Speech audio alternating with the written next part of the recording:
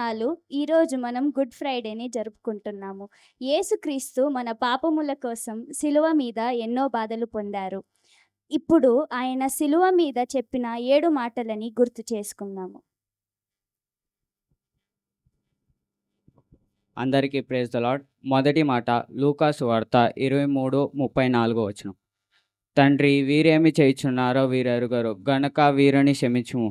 యేసుని కొడవలతో కొట్టి ముళ్ళ కిరీటం పెట్టి మేకులతో శిలువపై బంధించి పెట్టినా కూడా ఆయన వీరిని క్షమించమని అడిగారు. గనుక మనము కూడా మనల్ని బాధ పెట్టిన వాళ్ళని ప్రేమించి మరియు క్షమించాలి. Thank you. రెండవ మాట లూకా సువార్త 23:43 నేడు నీవు నాతో కూడా పరదేశులో ఉండువని నీతో నిశ్చయముగా చెప్పుచున్నాను. శిలువ మీద యేసుతో పాటు ఉన్న 2 దొంగలలో ఒక దొంగ తన తప్పులను ఒప్పుకొని నన్ను జ్ఞాపకం చేసుకోమని అడిగారు. అతను అలా అడగగానే యేసు ఈ మాట చెప్పారు. మనం కూడా మన తప్పులను ఒప్పుకొని క్షమించమని అడిగితే ఆయన మనల్ని క్షమిస్తారు. Thank you. మూడవ మాట యోహాను సువార్త 19:26-27 యేసు తన తల్లిని చూచి, అమ్మా, ఇదిగో నీ కుమారుడు అని తన తల్లితో చెప్పెను. తర్వాత తన శిష్యుని చూసి, ఇదిగో నీ తల్లి అని చెప్పెను. యేసు ప్రభుల వారు సిలువలో ఉన్నా కూడా తన తల్లి గురించి ఆలోచించారు. ఆయనకు ఇష్టమైన శిష్యుడైన యోహానుకు తన తల్లిని అప్పగించారు. మనం కూడా మన తల్లిదండ్రుల బాధ్యతలను తీసుకొని వాళ్ళకు రెస్పెక్ట్ ఇచ్చి వాళ్ళు చెప్పిన మాటలు వినాలి. Thank you. నాలుగో మాట మత్తయి సువార్త 27:46 ఏలి ఏలి లామా సబక్తాని అంటే, నా దేవా నా దేవా నన్నెందుకు చేయి విడిచితివి అని అర్థం. సిలువ మీద చాలా బాధపడుతుండగా యేసయ్య ఈ కేక వేశాను. కొన్నిసార్లు మనము ఒంటరి వారిమి అని అనుకుంటాము, కానీ దేవుడు మన చెయ్యి ఎప్పుడు విడవడు. Thank you.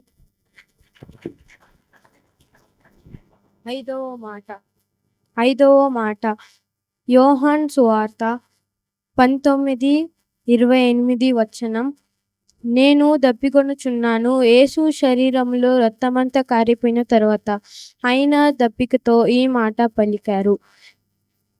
దేవునికి మన ప్రతి అవసరము తెలుసు. ఆయనని అడిగితే దాన్ని తప్పకుండా ఇస్తారు. అందరికీ ప్రైజ్ ది లార్డ్. 6వ మాట సమాప్తమైనది.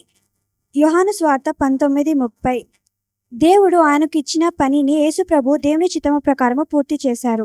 మనము కూడా మనకు ఇచ్చిన ప్రతి పనిని చక్కగా పూర్తి చేయడం నేర్చుకోవాలి. Thank you. 7వ మాట లూకా సువార్త 23:46 తండ్రి, నీ చేతికి నా ఆత్మను అప్పగించుచున్నాను. శిలువ మీద ఆఖరికి యేసుప్రభు తండ్రి ఆయన దేవుని వద్దకు వెళ్ళడానికి సిద్ధం అవ్వగా ఈ మాట చెప్పారు. మనము చేసే ప్రతి విషయములని మరియు మన ఆత్మలని దేవునికి అప్పగించాలి. Thank you. యేసుక్రీస్తు మన పాపముల కోసం శిలువ మీద ఎన్నో బాధలు పొందారు. ఆయన మన రక్షణ కోసం చేసిన ఈ మహాత్యాగాన్ని ఈరోజు గుర్తు చేసుకుంటున్నాము. శిలువ మీద ఉన్నా కూడా ఆయన మనల్ని క్షమించి తన ఆత్మని దేవునికి అప్పగించారు. ఆయన మన కోసం చేసిన వాటికి మనమేమి ఇవ్వలేము, కానీ ఆయన చూపిన మార్గములో నడవడానికి ప్రయత్నించాలి.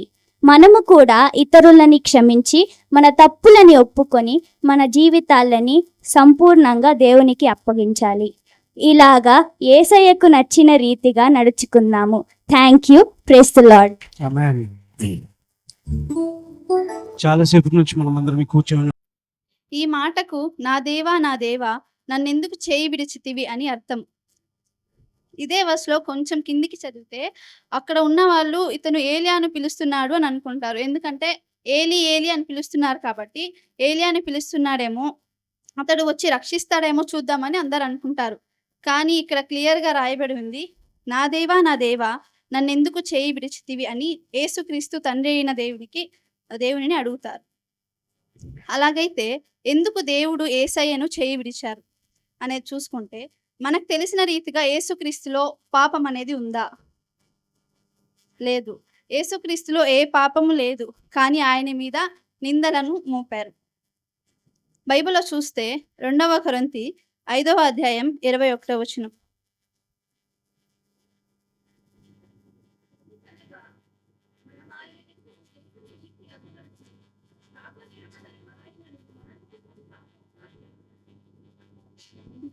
మనము ఆయనందు దేవుని నీతి ఎగునట్లు పాపమే ఎరుగని ఆయనను మన కోసం పాపముగా చేశాను.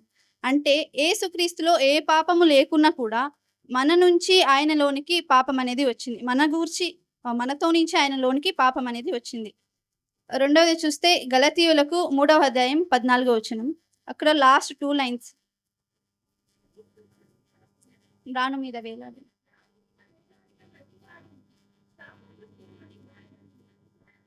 ఇక్కడ రాను మీద వేలాడిన ప్రతి వాడును శాపగ్రస్తుడు అని ఉంది. అంటే ఇక్కడ యేసుక్రీస్తు కూడా రాను మీద వేలాడిండు.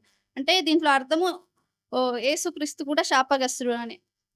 అంటే ఇంకొకటి చూస్తే 2వ కొరింథీ 6వ అధ్యాయం 14వ వచనం.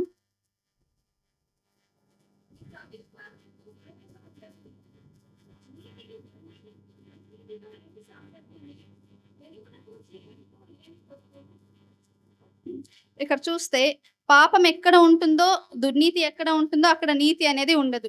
చీకటి అనేది ఎక్కడ ఉంటుందో అక్కడ వెలుగు అనేది ఉండదు. మన దేవుడు త్రియేక దేవుడు కాబట్టి యేసుక్రీస్తుతో తండ్రి అయిన దేవుడు ఎప్పుడు ఉంటాడు అని మనకి తెలుసు.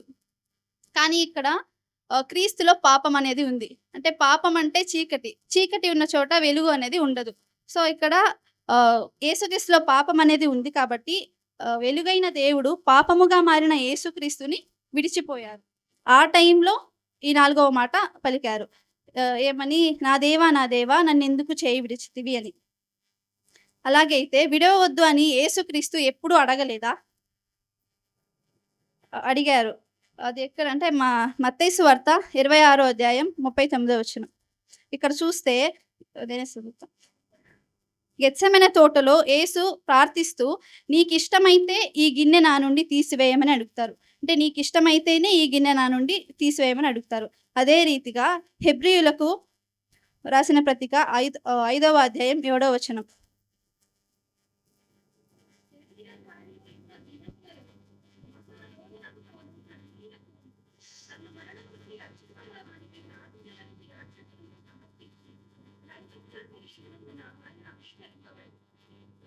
ఇక్కడ ప్రార్థనలు విజ్ఞాపనను సమర్పించి మహారోదనంతో ఆయనతో అడుగుతారు. అంటే మహారోదనం అంటే మహా దుఃఖముతో ఆయనతో అడిగారు. కానీ యెషయా గ్రంథము 53వ అధ్యాయం 10వ వచనంలో చూస్తే అందరికీ తెలిసిన వర్సే, అతని నలుగగొట్టుటకు యెహోవాకు ఇష్టమాయెను అని ఉంది. అంటే ఆయన యేసుక్రీస్తుకు ప్రార్థనను విజ్ఞాపనను ఆయన అంగీకరించలేదు. అంటే మనం కూడా అనుకుంటాం, ఇప్పుడు మన ప్రార్థనను దేవుడు జవాబు ఇవ్వలేకపోతే మనము బాధపడతాం. దేవుడు మనతో లేడు, దేవుడు నా మొరని వినటం లేదు. అంటే కొంతమంది అయితే దేవుడే లేడు అని అనుకుంటారు. కానీ అలా అనుకోకూడదు. అన్ని దానికి ఒక సమయం అనేది ఉంటుంది. దానికోసం మనం వేచి ఉండాలి. ప్రార్థనలకు ఉత్తరం ఇవ్వలేకపోతే దేవుడు లేనట్టేనా? కాదు. ఆయన ఎన్నోసార్లు మనతో ఉన్నా కూడా, మన మొర విన్నా కూడా ప్రత్యుత్తరం ఇవ్వడు. ఎందుకంటే దానికి మనల్ని గురించి ఒక ఉద్దేశం అనేది ఉంటుంది. దానికోసం మనం వేచి చూడాలి. ఇక్కడ యేసుక్రీస్తు ప్రార్థనను అంగీకరించలేదు, ఆయన్ని విడిచారు. కాబట్టి మరణము మీద, పాపం మీద యేసుక్రీస్తుకు విజయం దొరికింది. ఇక్కడ ఉద్దేశం ఏంటి? చేయి విడిచారు కాబట్టే ఆయన మరణము మీద, పాపం మీద విజయం గెలిచారు. మనకు కూడా విమోచన రక్షణ అనేది దొరికింది. ఆ ఉద్దేశం ఎలాంటిదంటే ఇర్మియా 29వ అధ్యాయం 11వ వచనం.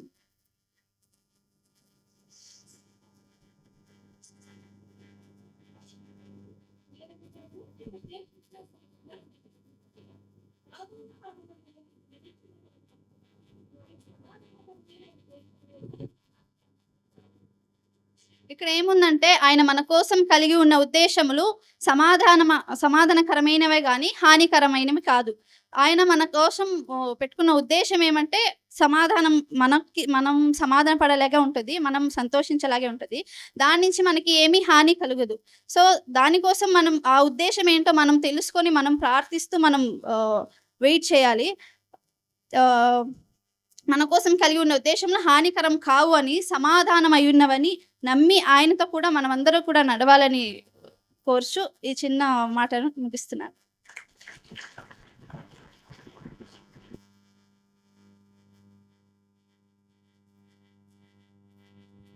ఈ యొక్క సమయంలో సిస్టర్ సుగుణమ్మ మరియు ఐశ్వర్య పాట పాడాలని ఇష్టపడ్డారు కాబట్టి ఈ సమయం వారిద్దరికి ఇస్తున్నాం. సుగుణమ్మ గారు, ఐశ్వర్య ముందుకొచ్చి పాట పాడాల్సిందిగా అడుగుతున్నాం.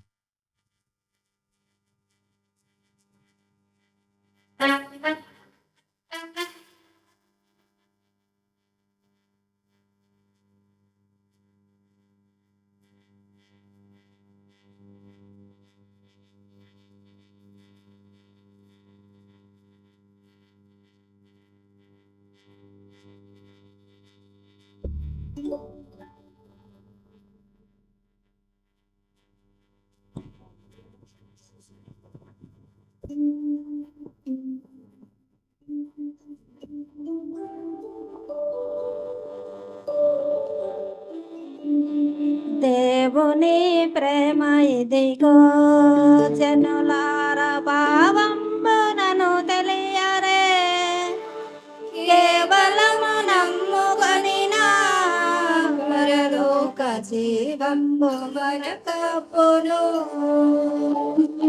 దేవుని ప్రేమ ఇదిగో జనులార భావంబునను తెలియరే,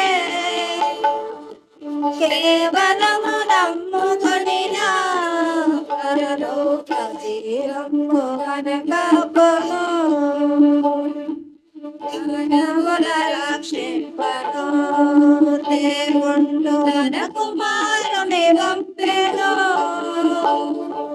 మన శరీరము దాసెను ఆ ప్రభువు మన పాపము దూరడే. మన శరీరము దాసెను ఆ ప్రభువు మన పాపము దూరుడే. దేవుని ప్రేమ ఇదిగో జనులార భావంబును తెలియరే, కేవలము నమ్ముకొనినా పరలోక జీవంబు మనకప్పును. రక్షకుడు శ్రమనుంతగా దేశంబు రక్షణము చీకటయ్యే, రక్షకుడు మృతి నందగా తెరసినికి రాతి కొండలు పగిలెను,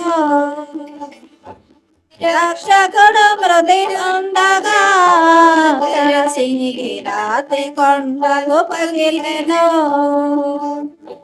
దేవుని ప్రేమ ఇదిగో జనులార భావంబులను తెలియరే, కేవలము నమ్ముకొనినా పరలోక జీవంబు మనకప్పును. కేవలము నమ్ముకొనినా పరలోక జీవంబు మనకప్పును. ఇది ఫస్ట్ టైం నాది తెలుగులో మెసేజ్ అని ఏమైనా పొరపాటు ఏమైనా అయితే దయచేసి క్షమించాలని మనవి. మనం చూసుకున్న వాక్యాన్ని ప్రకారం యోహాను జాన్ చాప్టర్ 19, 26, 27లో అక్కడ యేసయ్య వాళ్ళ తల్లిని చూసి, తల్లిని చాలా ప్రేమిస్తుండగా తల్లి అక్కడ నిలబడుకొని ఉండగా తల్లిని చూసి అంటూ జాన్ ఇదిగో हे नारी देख ये तेरा पुत्र है, और चेले से कहता है यह तेरी माता है. అప్పటి నుంచి యోహాను మరియాని తన తల్లిగా స్వీకరించుకొని తనని చూసుకుంటాడు. సో మనం ఈ వాక్యంలో చూసేది ఏమంటే, దేవుని సఫరింగ్స్ మనం చూస్తాము, దేవుని శ్రమలు మనం చూస్తున్నప్పుడు ఆ శ్రమలలో దేవుడు మనకి నేర్పించేది ఏమంటే ఒక ఎఫెక్షన్, ఒక బాధ్యత. దేవుడు మనకి ఒక బాధ్యతను చూపిస్తుండడు. మనం నేర్చుకునే చాలా ఉంది. సో ఈ శ్రమలలో, ఈ బాధలలో, ఈ నిందలలో దేవుడు అంతగా కోపం లేకుండా చాలా పొలైట్గా, చాలా దీనంగా యేసయ్య మనకి చెప్పేది ఏమంటే, తన తల్లిని చూసి చెప్పేది ఏమంటే, శిష్యుకి చూపించి ఇతను నీ పుత్రుడు, తల్లిని చూపించి ఈమె మీ తల్లి అని చూపిస్తున్నాడు. దీంట్లో మనం నేర్చుకునేది ఏమంటే, ఫస్ట్ వన్ స్పిరిచువల్లీ మెసేజ్, మన ఆత్మిక రీతిలో మనకి మెసేజ్ ఇస్తున్నారు. సెకండ్ మానసికత మెసేజ్. థర్డ్ వన్ నిత్య జీవం మెసేజ్. ఈ 3 దేవుడు మనకి నేర్పిస్తుండడు. ఇవి నేర్పిస్తున్నప్పుడు దేవుడు యేసయ్య మనకి చూపించేది ఏమంటే, ఈ లోకానికి వచ్చిండు యేసయ్య. ఈ లోకానికి వచ్చి తన బాధ్యతని ఒక మనుష్య రూపంలో వచ్చి కానీ తన బాధ్యతని యేసయ్య అక్కడ నెరవేర్చేది దేవుడు యేసయ్య మనకి నేర్పిస్తుండడు. ఇక్కడ మనం చూసినట్లయితే యేసయ్య ఇక్కడ 2 రెస్పాన్సిబిలిటీ నేర్పిస్తుండడు. ఒకటి ఏమంటే, తండ్రి చిత్తంని అక్కడ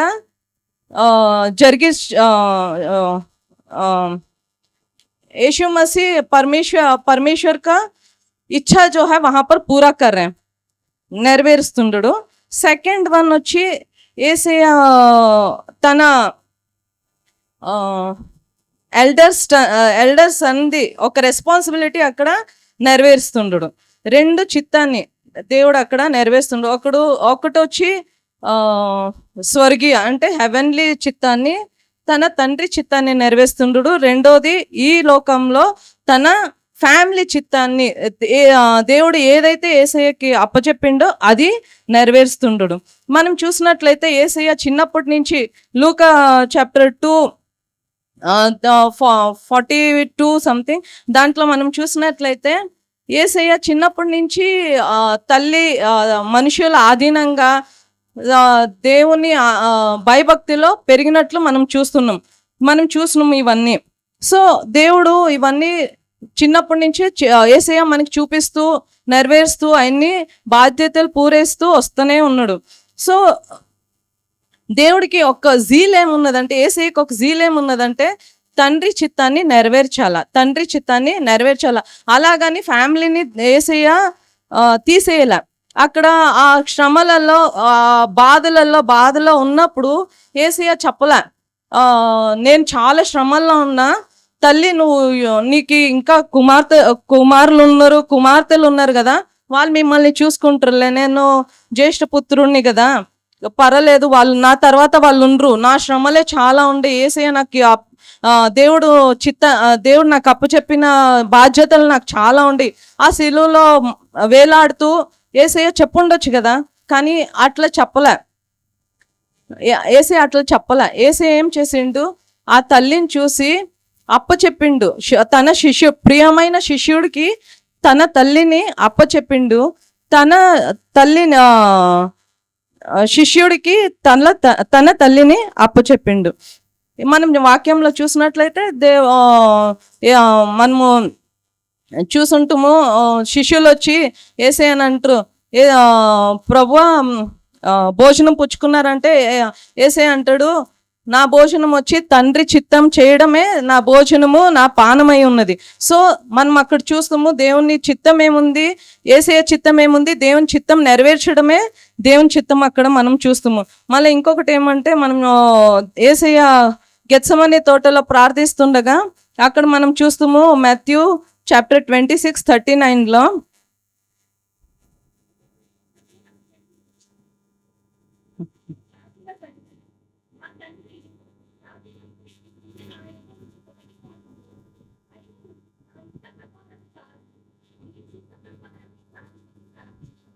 హల్లెలూయా.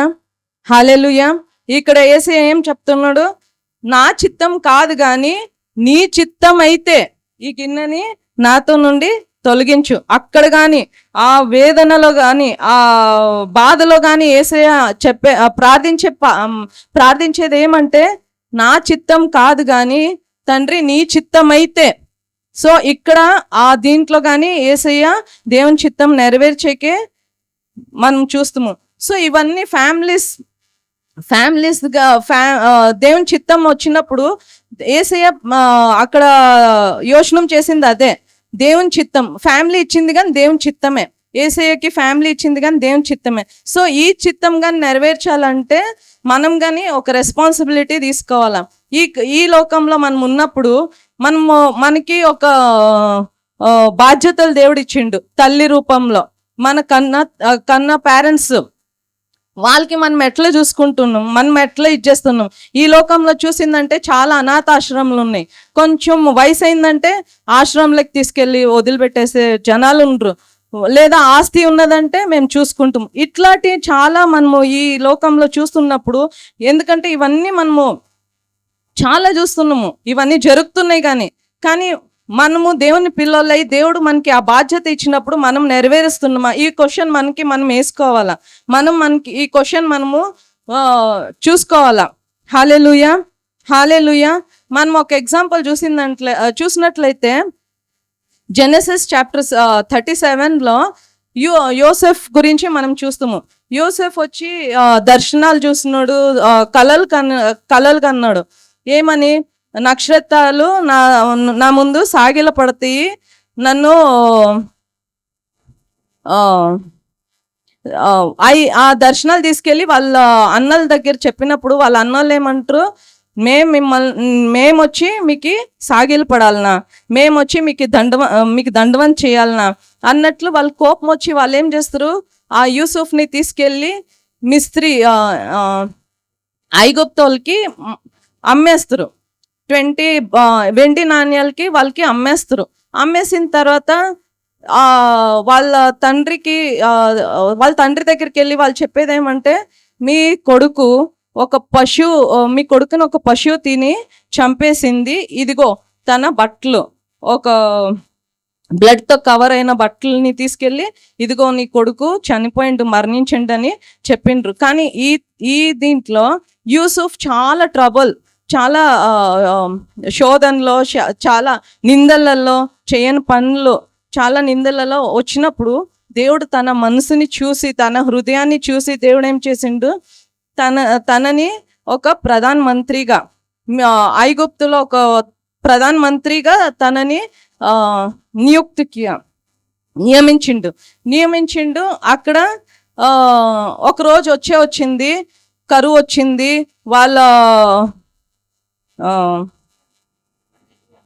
వాళ్ళ అన్నదమ్ముళ్ళు వాళ్ళందరూ వాళ్ళ పుట్టిన ఊరు నుంచి వాళ్ళందరూ వాళ్ళ దగ్గరికి వచ్చి సాగిలు పడతారు. అప్పుడు యూసుఫ్ లోపలికి వెళ్ళి ఏడ్చుకుంటాడు. కానీ యూసుఫ్ అనలే, దేవుడు చూపించిండు కదా, దేవుడు చేసిండు కదా, మీరు నాకు చేసిండ్రు కదా, మీరు ఇట్లాంటివన్నీ నాకు చూపించిండ్రు, నాకు ఇట్లా బాధ పెట్టిండ్రు, దేవుడు మీకు చూపించిండ్రు కదా అని అప్పుడు యూసుఫ్ అనలే. ఈ రోజైతే మనం అంటాము, మనకి కొంచెం శ్రమలు వచ్చినా, కొంచెం మనకి ఎవరైనా బాధ పెట్టిందంటే వాళ్ళు దేనికైనా ప్రాబ్లం వచ్చి, దేవుడు చూపించిండు కదా, మాకు చేసిండ్రు కదా, మీ ప్రాబ్లము దేవుడు మీకు చూపించిండా, కావాల్సిందే దేవుడు మీకు చూపించిండు. కానీ యూసుఫ్ అట్లా అనలే. యూసుఫ్ అక్కడ ఏం చేసిండంటే తన ఫ్యామిలీకి ఇంపార్టెన్స్ ఇచ్చి, తన ఫ్యామిలీని హత్తుకొని తన ఫ్యామిలీకి పోషించిండు, కావాల్సినవి అన్ని ఫ్యామిలీకి పోషించిండు. మనం చూడొచ్చు జెనసిస్ చాప్టర్ 46లో అవన్నీ ఉన్నాయి. సో ఇవన్నీ యూసుఫ్ అక్కడ చేసిండు. సో ఈరోజు మనము ఒక దీంట్లో ఉన్నప్పుడు, మనం యేసయ్య యేసయ్యని ఫాలో చేస్తున్నప్పుడు, యేసయ్యలో మనం ఉన్నప్పుడు మనం ఎట్లున్నాం మనల్ని మనం పరీక్షించుకోవాలా. హల్లెలూయా, హల్లెలూయా. ఒక వాక్యం చెప్పి నేను ముగిస్తాను. 1 తిమోతి చాప్టర్ 5 verse 8.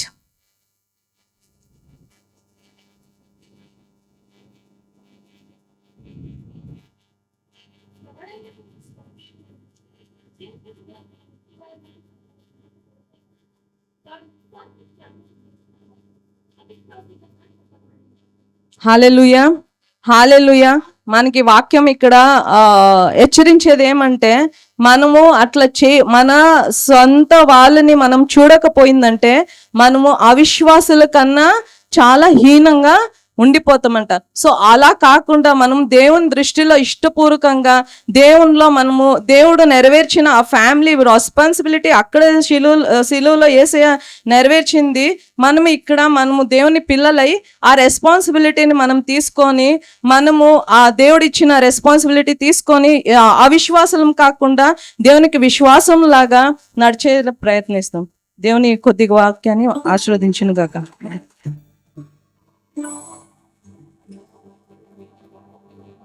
హల్లెలూయా. ఇంతసేపు 3 మాటలు మనం విన్నాము.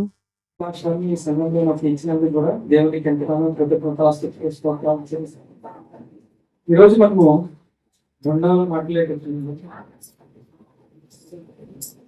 నేడు నీవు నాతో కూడా పరదేశంలో ఉంది.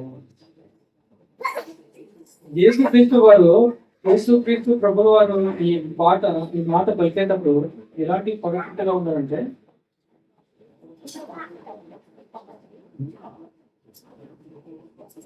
లూకా సువార్త 23:43 చూసినట్లయితే, అందుకు ఆయన నీతో వానితో నేడు నీవు నాతో కూడా పరదేశంలో ఉందని నిశ్చయముగా నీతో నేను చెప్పుతున్నాను అనేటువంటి మాట పొందుతున్నాడు. అని ఇంతకు ముందు యేసుక్రీస్తు ప్రభువు వారు సుమారుగా తన శరీరంలో ఉండేటువంటి సుమారు 6 లీటర్ల రక్తం సుమారుగా ఉండొచ్చు. సో భయంకరమైన హింసలు పొంది ఆయన యూదులకు రాజు అని చెప్పుకొని తిరుగుతున్నాడు అనేటువంటి ఒక మాటను పట్టుకొని అతనికి సుమారుగా భయంకరమైన నిందలు, అవమానాలు, తర్వాత హింసింపబడి ఆయన తన రక్తంలో, తన శరీరంలో ఉన్నటువంటి సమస్తమైన రక్తాన్ని ఆల్రెడీ బయటికి చెందించబడింది. ఆ సందర్భంలో కూడా ఒక దొంగ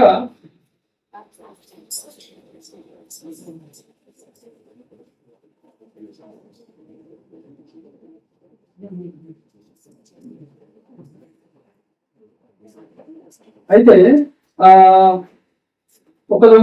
అందులో ఒక దొంగ అంటున్నాడు, ఇతడు యూదుల రాజని పై విలాసం కూడా ఆయన రాజు వేలాడు, నీవు క్రీస్తువు కదా, నిన్ను నీవు రక్షించుకొను, మమ్మను కూడా రక్షించుమని చెప్పాను.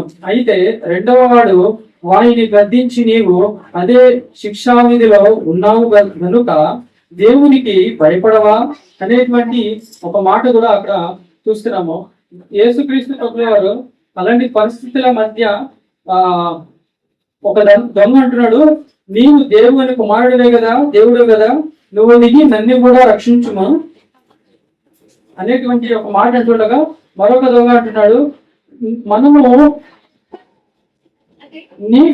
అవును మనకైతే ఇది న్యాయమే, మనము చేసిన వాటికి తగిన ఫలము పొందుచున్నాము, కానీ ఈయన ఏ తప్పిదమును చేయలేదని చెప్పాను.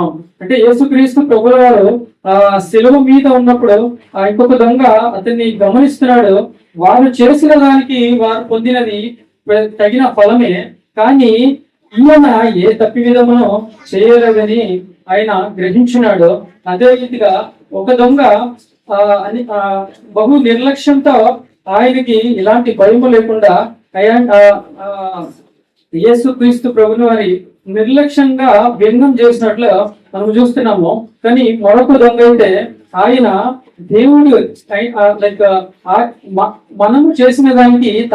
మనము చేసిన దానికి ఇది సరైన శిక్షే, కానీ ఆయన ఏ పాపము చేయలేదని ఒక పశ్చాత్తాపపడ పరిస్థితి మనం చూస్తున్నాము. ఇలాంటి పరిస్థితిలో ఆయన అంటే ఇంకొక దొంగ చూసినట్లయితే యేసుక్రీస్తు ప్రభువుల వారితో ఈ మాట పలకడం జరిగింది. 42లో ఆయన్ను చూసి దొంగ, యేసు, నీవు నీ రాజ్యములోనికి వచ్చినప్పుడు నన్ను జ్ఞాపకం చేసుకొనమని.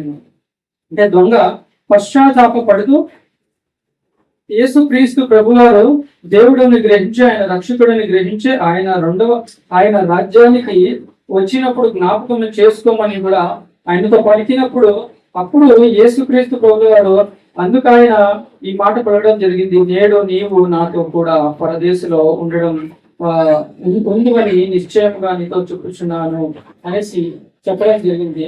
అతను యేసుక్రీస్తు ప్రభువారు భయంకరమైన హింస పొంది తర్వాత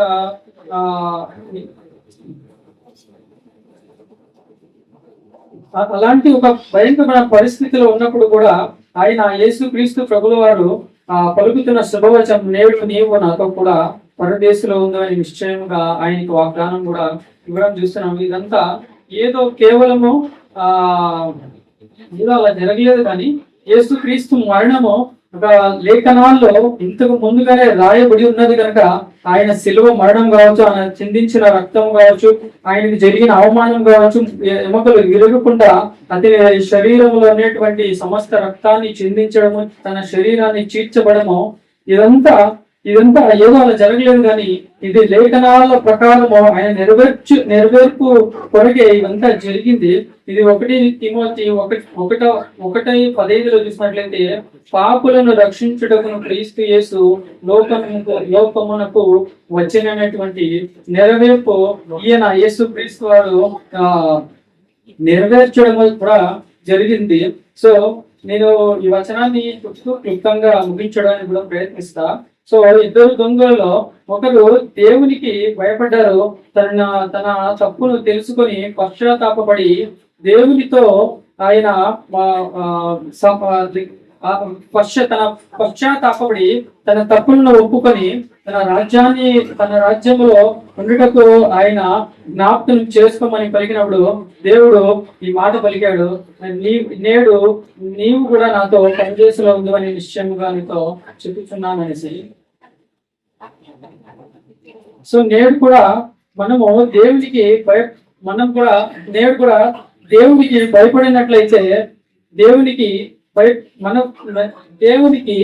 మనం భయపడినట్లయితే నేడు కూడా మన తప్పు విధములను విడిచి పశ్చాత్తాపడినట్లయితే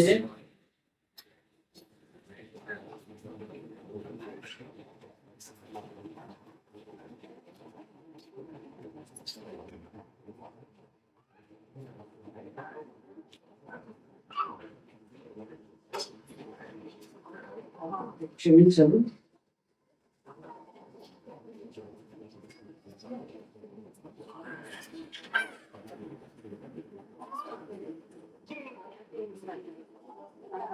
క్షమించండి.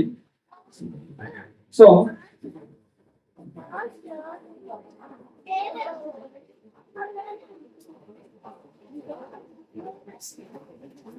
అప్పుడు ఆ దొంగ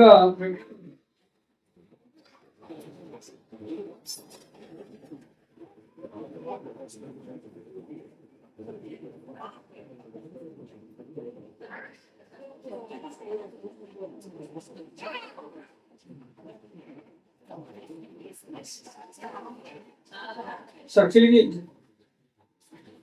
క్లుప్తంగా చెప్పి ముగిస్తా. సో ఈ యొక్క నీవు కూడా నాతో పరదేశంలో ఉందని నిశ్చయంగా నీతో చెప్పుచున్నానంటే మాట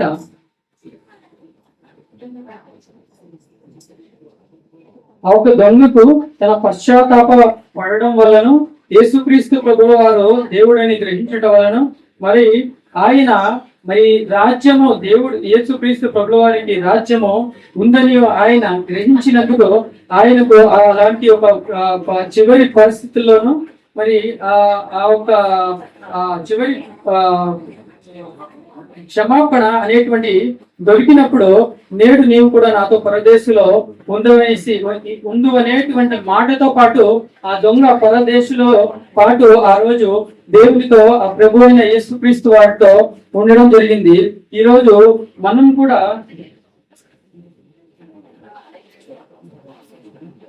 కూడా నేడు ఈరోజు మనలో ఉన్న కల్మషములు కావచ్చు, లేదంటే బలహీనతలు కావచ్చు, వీటిని బట్టి మనము లెక్కలేని వారము కావచ్చు, లేదంటే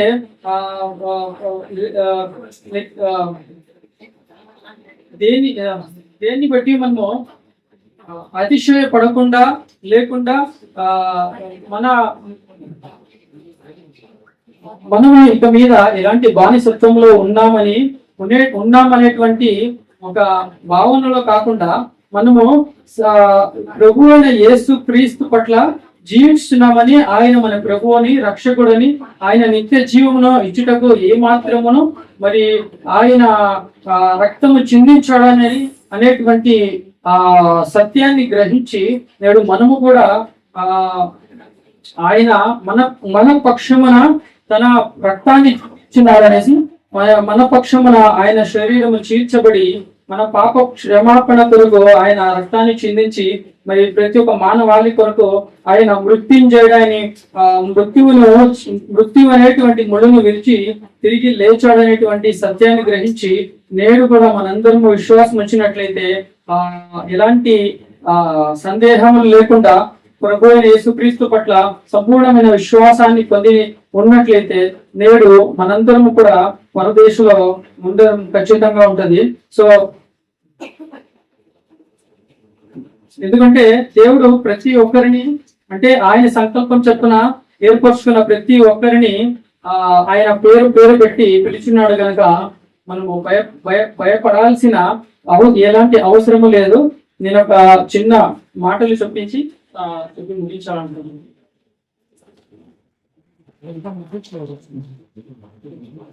కాస్త మొదట్లో ఉంది స్టేజ్. సో ఇది నా ఒక పుస్తకంలో నేను ఒక పుస్తకం రాస్తున్నా, దాంట్లో నుంచి ఇప్పుడు నా కొన్ని అంశాలు. సో ఇది చెప్పి నేను ముగించాలనుకుంటున్నా. యేసుని నమ్మిన వారు యేసుతో కూడా వెళ్తారు. యేసును నమ్మని వారు నరకంలో కాలుతారు. ఇష్టం వచ్చినట్లు బ్రతుకొద్దు, నష్టం కొని తెచ్చుకోవద్దు. తాగుతావా, ఏలుతావా, మారుతావా, నిర్ణయం నీదే, తీర్మానము నీదే. యేసుని నమ్మండి, నిత్య శిక్షను తప్పించుకోండి, నిత్య జీవాన్ని స్వాతంత్రించుకోండి, యేసు కొరకు జీవించండి. రాజు పిల్లల్లాగా బ్రతకండి, విశ్వాసమైన వాటిని శాశ్వతమైన వాటిని వెతకండి, సమాధానంగా బ్రతకండి, శాశ్వత రాజ్యాన్ని చేరండి. ప్రేమై ఉన్న మన తండ్రి చేరి ప్రేమ విందు చేయండి. సమస్త దేవత. ఇది అంతయు ఇది ఒక ప్రవచన నెరవేర్పు. కీర్తనలు 69:21లో వారు ఆ సిలువ వేసినప్పుడు దప్పిక కొన్నప్పుడు నాకు వారు చేదును ఆహారముగా పెట్టిరి, నాకు దప్పికైనప్పుడు చెరకును త్రాగనిచ్చిరని. ఈ మాటను ముందుగానే కీర్తనాకారుడైన దావీదు సిలువను కూర్చిన ముందుగానే వర్తమానం ఆయన రాసి ఉంచి ఉన్నాడు. అయితే ఈ క్రీస్తు పూర్వము ఈ సిలువ వృత్తాంతాన్ని లేఖనంలో రాయబడినట్లుగా, అయితే క్రీస్తు పలకబడినప్పుడు ఆ లేఖనము నెరవేర్చబడాలనే ఆయన దప్పుకొన్నట్లుగా ఆడ పలికినట్లుగా మనం ఇక్కడ చూస్తున్నారు. అయితే ఆయనకి ఎందుకు దప్పికేసింది? ప్రభు అయిన క్రీస్తు వారు నిజమైన దప్పిక లేకపోతే ఆయనకు ఆత్మీయ దప్పిక అని మనం చూసుకుందాం. మనందరము విరివిగా ఆయనకు ఆత్మ దప్పిక అని అనుకోవచ్చు. ఆయన ఆత్మల మీద ఉన్న దప్పిక ప్లస్ ఆయన మానవుడిగా ఉన్నాడు. ఆయన మానవుడుగా ఈ లోకానికి స్వయంగా దేవుడు పంపితే వచ్చినవాడు. ఈ మానవుడు ఏమై ఉన్నాడు? ముందుగా మీకు ఒక ఉదాహరణ చెప్పాలని అనుకుంటున్నాను. ఇది జరిగిన సంఘటన. నేను 1977లో సీస్పురంలో హై స్కూల్లో చదివినప్పుడు నా 7వ తరగతిలో హిస్టరీ క్లాస్ వచ్చినప్పుడు గౌతమ బుద్ధుడి గురించి పాఠం వస్తుంది. చెప్పిన నా మాస్టర్ పేరు గోవిందయ్య మాస్టర్ అన్యుడు. నాకు ఇప్పటికీ గుర్తుంది. దేవుడు ఎలా ఉంటాడు అని గౌతమ బుద్ధుడు బోధి వృక్షానికి తపస్సు చేసే బాతుడు. ఆ బుద్ధుడికి దేవుడు వెలుగై ఉన్నాడని అగపడి మాకు క్రీస్తు పూర్వము 500 సంవత్సరాల క్రితమే యేసుక్రీస్తు దేవుడు వెలుగై ఉన్నాడు అని మాకు పాఠం ద్వారా నాకు చెప్పబడింది. ఆ మాటలు ఇప్పటికీ నాకు జ్ఞాపకం ఉన్నవి. అయితే ఆ వెలుగు ఇప్పుడు సిలువలో శరీరధారి అయి ఉన్నాడని మీ ముందర నేను హృదయపూర్వకంగా ఒప్పుకొనిచున్నాను. ఎందుకంటే ఆ వెలుగు ఎలా ఉన్నాడో నాకు చిన్న వయసు 7th అప్పుడు, నేను చిన్న వయసే, నాకు అర్థమయ్యేది కాదు. అయితే దేవుడు ఏమై ఉన్నాడో అనేది తెలుసుకోవాల్సిన ఆసక్తి అయితే నాలో ఉండేది. ఆ దేవుడు వెలుగుగా ఉండుటకు నేను ఎక్కడ నేర్చుకున్నానంటే మన సంఘము మీ ఎదురుగానే మీ మధ్యలో ఉండే నేను దేవుడు వెలుగై ఉన్నవాడే ఈ శరీరాన్ని ధరించుకొని ఈ లోకానికి వచ్చి ఉన్నాడని నేను నమ్మి ఉన్నాను. ఆయన పలికిన మాట మీ ముందు నేను పంచుకొనుచున్నాను. అయితే ఈయన మానవుడిగా వచ్చి ఏం చేసి ఉన్నాడు అని మనము అయితే రాబోయే లోకం గురించి మనుషుల కొరకు క్రొత్త భూమిని కొత్త ఆకాశమును ఆయన మనకిచ్చుటకు ఈ పని అంతా చేశాడు. అయితే ఒక్క చోట ఒక మాట దృఢముగా సాక్ష్యం ఇచ్చుతున్నాడు. నీవు మనిషిని జ్ఞాపకం చేసుకున్నటకు వాడేపాటి వాడు, నీవు నరపుత్రుని దర్శించుటకు వాడేపాటివాడు. నీవు దేవదూతల కంటే వానిని కొంచెముగా తక్కువగా వానిని చేసితివి. మహిమా ప్రభావంతో వానికి కిరీటము ధరింపజేసితివి. నీ చేతి పనుల మీద వానికి అధికారము అనుగ్రహించితివి. వాని పాదముల కింద సమస్తమును ఉంచితివని. ఆయన సమస్తమును వానికి లోపరిచినప్పుడు వానికి లోపరచకుండా దేనిని విడిచిపెట్టలేదు. ప్రస్తుతమందు మనము సమస్తమును వానికి లోపరచు బయట ఇంకనూ మనం చూడలేదు. ఈ లేఖనము నెరవేరలేదు. అయితే మరణము అనుభవించినట్లు దూతల కంటే కొంచెము తక్కువ వాడుగా చేయబడిన యేసు మరణము పొంది నందున మహిమా ప్రభావములతో కిరీటము ధరించిన వానిగా ఆయనను చూచుచున్నాము. ఎవని నిమిత్తము సమస్తమును ఉన్నవో, ఎవని వలన సమస్తము కలుగుచున్నవో ఆయనే అనేకులైన కుమారులను మహిమకు తెచ్చుచుండగా వారి రక్షణకర్తను శ్రమల ద్వారా సంపూర్ణముగా చేయుట ఆయనకు తగును. పరిశుద్ధపరచబడు వారికిని అందరికీ ఒక్కటే మూలము క్రీస్తు. హెబ్రీలలో ఈ వర్తమానం రాయబడి ఉంటుంది. కాబట్టి ఆ పిల్లలు రక్తమాంసుల గలవారైనందున ఆ ప్రకారమే మరణము యొక్క బలము గనవానిని అనగా అపవాదిని మరణము ద్వారా నశింప జేయుటకును జీవితకాలమంతయు మరణ భయము చేత దాస్యమునకు లోబడిన వారిని విడిపించుటకును ఆయన కూడా రక్తమాంసంలో పాలివాడైను. ఏలయనగా ఆయన ఎంత మాత్రమును దేవదూతల స్వభావమును ధరించుకొనక అబ్రహాము సంతాన స్వభావమును ధరించుకొని ఉన్నాడు. కావున ప్రజల పాపముల కొరకు పరిహారము కలుగజేయుటకై దేవుని సంబంధమైన కార్యములలో కనికరమును నమ్మకమును గల ప్రధాన యాజకుడగు నిమిత్తము ఈ కార్యమును చేసి ఆయన దప్పికొన్నాడు. ఇది గొప్ప రక్షణ. మన కొరకు మానవుడు ఏపాటివాడు? ఆదాము మొదటి మానవుడు. అతనికి దేవుడు అన్నిటి మీద అధికారము ఇచ్చి ఉన్నాడు. కానీ అతడు పాపము చేసి అంతా కోల్పోయి ఉన్నాడు. ఆదాము ఆనాడు పాపం చేసినట్లుగా మనమందరం పాపం అంటే ఏమో గొప్ప, ఎవరినో నరికితే ఎవరినో హతము చేస్తే పాపం అనుకుంటున్నారేమో. దేవుడు చెప్పిన ఆజ్ఞను అతిక్రమిస్తేనే పాపము. మనము ఈ లోకపులో ఉన్న వారందరము పాపలమై ఉన్నాము. అయితే చిన్నపిల్లలు అనొచ్చు, మాకేం తెలియదు, మేమేం పాపం చేసినామని కూడా మీరు అది అడగచ్చు. అయితే జన్మత మన అవ్వ ఆదాములు చేసిన ఆజ్ఞ అతిక్రమించి పాపం చేసిన వారుగా ఉన్నారు కాబట్టి అందరము పాపం చేసిన వారముగా మనం పరిగణించబడి ఉన్నాము. ఆ పాపం పోవాలంటే మనుష్య కుమారుడు మానవతను ధరించుకొని తన్ను తాను మానవుడయ్యాడు. కీర్తనలో మానవుడైన యేసును కీర్తన 8లో మానవుడైన యేసును సూచిస్తుంది. పాపమును బట్టి మానవుడు పోగొట్టుకున్న దాన్ని తిరిగి రక్షించుటకు దేవుడు కుమారుడు తనను తాను తగ్గించుకున్నాడు. మనకు ఆయన ప్రధాన యాజకుడయ్యాడు. యేసుక్రీస్తు తగ్గింపు మన హెచ్చింపు కోసమే. ప్రియమైన వారులారా, ఈయన ఇంతలా తగ్గించుకున్నాడంటే మనం అందరి కోసము మనము హెచ్చించాలని, ఆయన రాజ్యంలో మనల్ని చూడాలని ఆయన ఆశ. మానవుడుగా మన కోసం సాధించిన విజయము దేవుని కృప వలన ఆయన ప్రతి మనుష్యుని కొరకు మరణము అనుభవించి ఉన్నాడు. ఆయన మరణాన్ని రుచి చూసి ఉన్నాడు. యేసుక్రీస్తు మన రక్షణకర్త. అయితే దైవత్వాన్ని భూమిపైకి తీసుకువచ్చిన మొట్టమొదటి మానవుడుగా యేసుక్రీస్తు ఉన్నాడు. తిరిగి మానవతను పరలోకానికి తీసుకెళ్లిన వాడుగా యేసుక్రీస్తే ఉన్నాడు.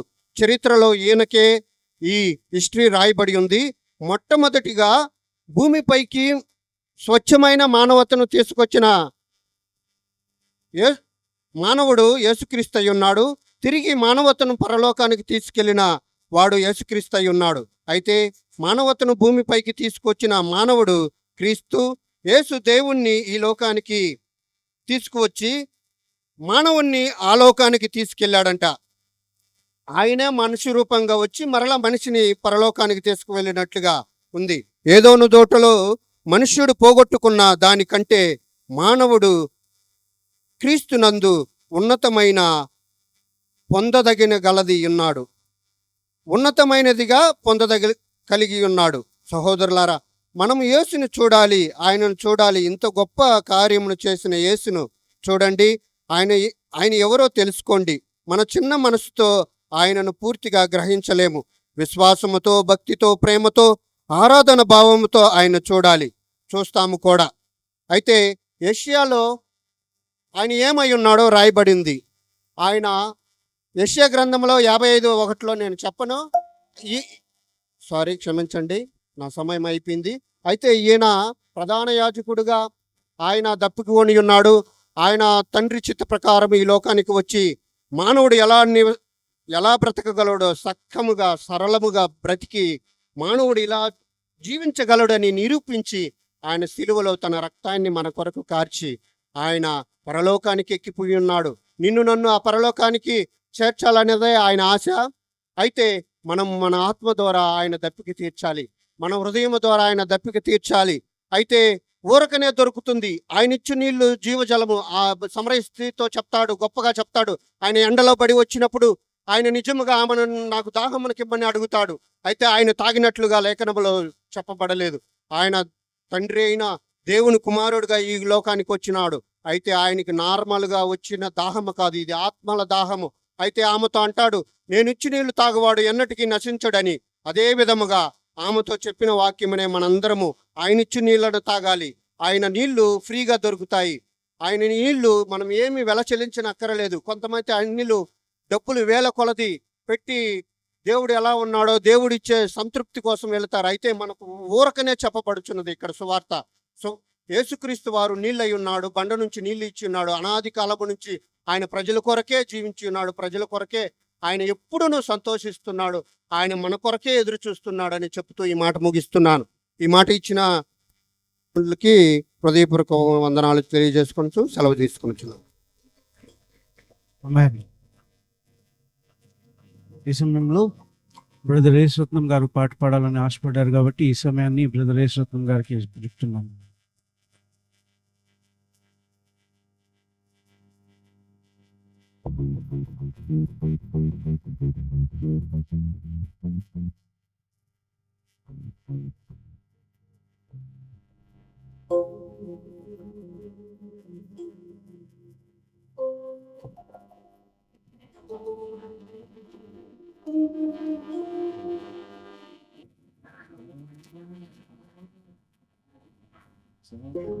Praise lord.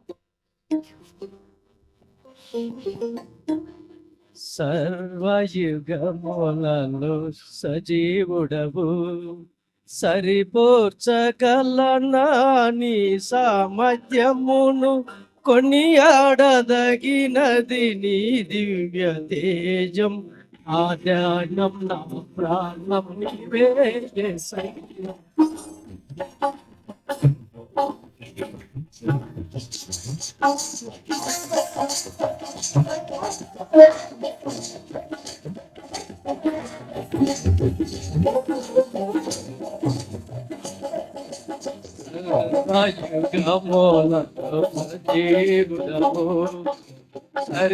సరిపోచగలని సామర్థ్యమును, కొనియాడదగినది నీ దివ్య తేజం.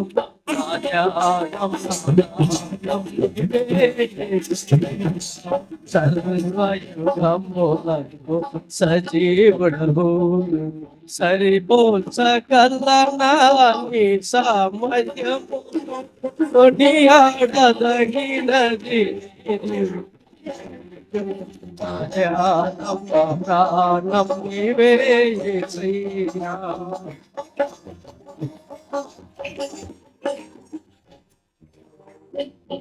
ప్రేమతో ప్రాణమును అర్పించినావు, శ్రమల సంఖ్యలోనైనా కరుణించు వాడవు నీవే.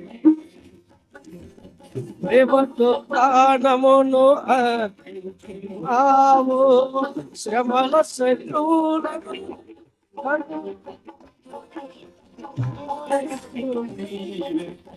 సూర్యుడు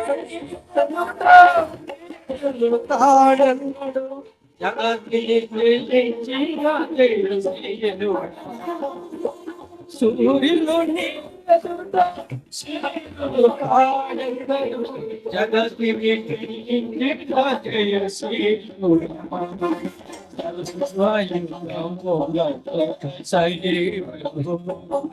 సైపోల్ సకలగాని సాపత్యము కొనియాడ తగినది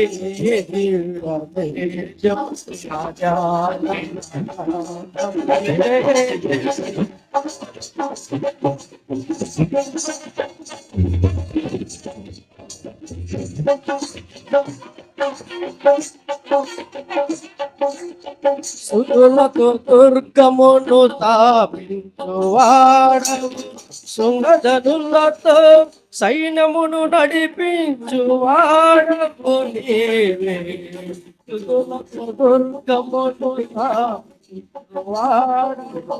శృంగధనులతో సైన్యమును నడిపించువాడవి నీవే నీ యందు దైత్యమును నే పొందుకునేదను మరణము గెలిచినను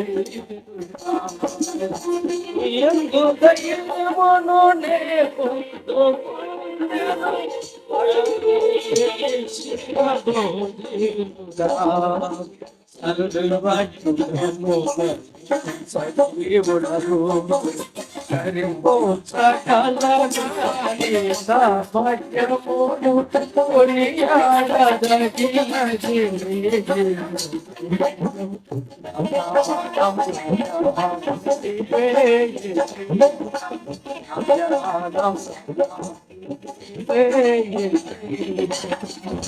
వాళ్ళకు రాజ్యము చిరపరిచినావు ప్రజలు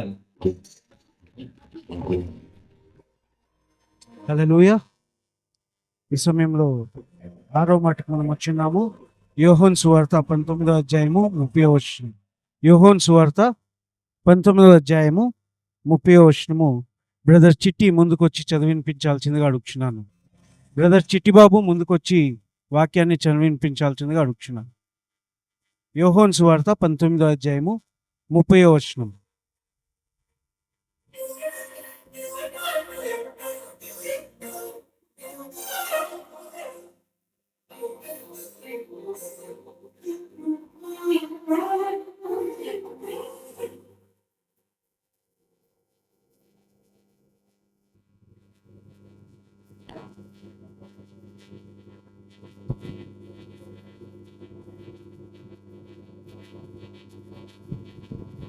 యోహోను సువార్త 19వ అధ్యాయం 30వ వచనం. యేసు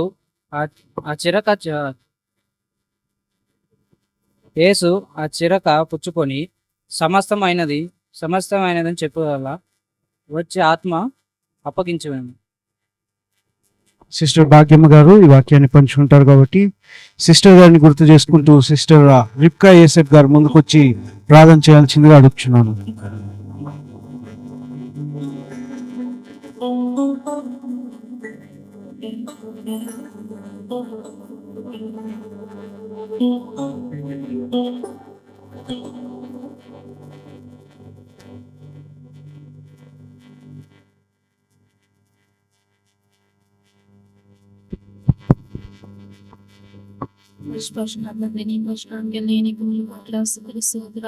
గొప్ప దేవానికే స్తోత్రమయానికే వందనాలు నాన్న.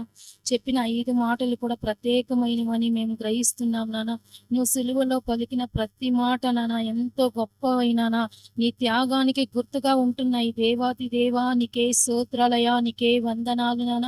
6వ మాట చెబుతున్నప్పుడు నాన్న మరి విశేషంగా భాగ్యతను కూడా నానా నీ బోరగాను వాడుకోండి నానా. నీకే స్తోత్రాలయా, నీకే వందనాలు నా. వచ్చిన వాళ్ళమి వచ్చినట్టుగా వెళ్ళక నానా నీ ఆత్మను పొందుకుండే కొరకును నానా నీ పూర్ణ ఆత్మతో, నీ పూర్ణ బలముతో, నీ పూర్ణ శక్తితో నానా మమ్మల్ని ప్రతి ఒక్కరిని కూడా నువ్వు నింపండి నానా. ఏదో వస్తున్నాము పోతున్నామని కాక నానా ప్రభా, ఎన్నో గ్రూప్ ప్రైడల్ మేము చేసుకుంటున్నప్పుడు కూడా నానా నీలో భయము భక్తి లేని స్థితిలోనే మేము ఉంటున్నాము నానా ప్రభా.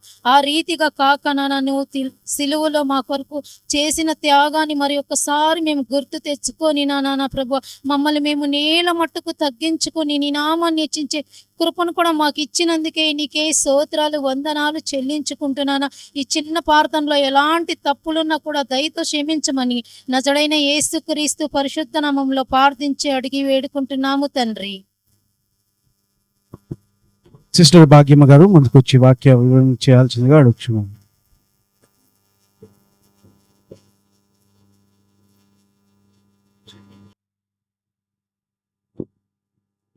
హల్లెలూయా. యేసుక్రీస్తు నామంలో మీ అందరికీ నా వందనాలు. ఈ సమయం ఇచ్చినట్టు పాస్టర్కి, పాస్టమ్మకి, నవీన్కి నా వందనాలు చెల్లిస్తున్నాను. యోహాను సువార్త 19వ అధ్యాయము 30వ వచనము మరొకసారి చదువుకుందాం. యేసు ఆ చిరక పుచ్చుకొని సమాప్తమైనదని చెప్పి తల ఉంచి ఆత్మను అప్పగించెను అని ఇక్కడ రాయబడి ఉంది. సమాప్తము అయినది అని చెప్పాలంటే ఆయన ముందు తండ్రి అయిన దేవుడు ఎంతో ఈ లోకాన్ని ప్రేమించి తన ప్రియమైన కుమారుణ్ణి యేసుక్రీస్తు వారిని ఈ లోకానికి పంపించాడు. ఆయన తండ్రిగాను కుమారుగాను పరిశుద్ధాత్మగాను ఉన్నంటివాడు. ఆ దేవుడు యోహాను సువార్త ప్రకారము లోకమును ఎంతో ప్రేమించును, తన అద్వితీయ కుమారుని లోకానికి పంపించి ఆయన ఒక పనిని తండ్రి అయిన దేవుడు కుమారునికి ఇచ్చాడు. ఆయన వచ్చిన ఉద్దేశము ఇక్కడ తెలియజేస్తూ ఉన్నాడు. ఆయన చాలా చక్కగా ఆయన బాధ్యతను ఆయన చేశాడు. తండ్రి తన చేతికి, అంటే నేను ఈ వాక్యమును మీకు చెప్పకుండానే నేను చదువుతున్నాను. యోహాను సువార్త 13వ అధ్యాయం 3వ వచనంలో ఉంటుంది. తండ్రి తన చేతికి సమస్తమును అప్పగించిననియో, తను దేవుని యొద్ద నుండి వచ్చి దేవుని యొద్ద నుండి బయలుదేరి వచ్చిననియో, దేవుని యొద్దకు వెళ్ళవలసి ఉన్నదనియో యేసు విరిగి. ఆయన ఎక్కడి నుంచి వచ్చాడంటే తండ్రి యొద్ద నుండి. తండ్రి తన చేతికి సమస్తాన్ని అప్పగించి కుమారుడైన దేవునికి ఆయన్ని ఇక్కడ ఈ లోకానికి పంపించాడు. కాబట్టి ఆయన సమస్తమును చేయటానికి ఆయన సిద్ధపడ్డాడు. ఆ మహానుభావుడు ఎందుకు ఈ లోకానికి వచ్చాడో అవన్నీ కూడా ఆయన చేశాడు. ఎందుకంటే యోహాను సువార్త 17వ అధ్యాయం 4వ వచనంలో చేటకు నీవు నాకు అప్పగించిన పని నేను సంపూర్ణంగా నెరవేర్చి భూమి మీద నిన్ను మహిమపరిచితిని. ఆయనకిచ్చిన వర్క్, ఆ పని సంపూర్ణంగా ఆయన నెరవేర్చినట్టు వాడుగా ఉన్నాడు. అందుకైనా సమాప్తమైనది అని చెప్పగలిగిన వాడుగా ఉన్నాడు. ఇంకా చూస్తే యోహాను సువార్త 4వ అధ్యాయం 34వ వచనంలో యేసు వారిని చూచి నన్ను పంపిన వాని చిత్తం నెరవేర్చుటియే, ఆయన పనిని తుట్టుముట్టించుటియే నాకు ఆహారం అయ్యున్నది. ఆయన పని, ఆయన యేసు వారిని చూచి ఏమన్నాడు, నన్ను పంపిన వాని చిత్తం నెరవేర్చుటియే, ఆయన పని తుట్టుముట్టించుటియే నాకు ఆహారము. అది ఎలా ఆయన పని శ్రద్ధగా చేస్తున్నాడంటే, మనకి ఆకలి అయితే ఆహారము మనకి ఎంత అవసరమో తండ్రి అయిన దేవుడు కుమారుడైన యేసుక్రీస్తు వారికి అప్పగించిన పనిని అంత శ్రద్ధగా చేసి ఆయన సమత్తం అని చెప్పగలిగినాడు. ఆ పని ఏంటంటే లోక సువార్త 19వ అధ్యాయం 10వ వచనంలో నశించిన దాన్ని వెతకి రక్షించుటకు మనిషి కుమారుడు వచ్చినని అతనితో చెప్పెను. ఆయన చేసిన పని ఏంటంటే నశించిపోతున్న మడమల్ని రక్షించటానికి ఆయన ఆ పరలోకము నుండి తండ్రి అయిన దేవుడు ఆయన ఇక్కడికి పంపించాడు.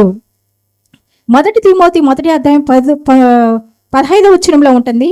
పాపులను రక్షించుటకు క్రీస్తు యేసు ఈ లోకమునకు వచ్చినని వాక్యము నమ్మదగినదియో పూర్ణ అంగీకారమయగు యోగ్యమై ఉన్నది. అది ఎంతైనా మనము నమ్మదగినది. అది పూర్ణ అంగీకారముగా పాపులను రక్షించడానికే ఈ లోకానికి ఆయన రావలసి వచ్చింది.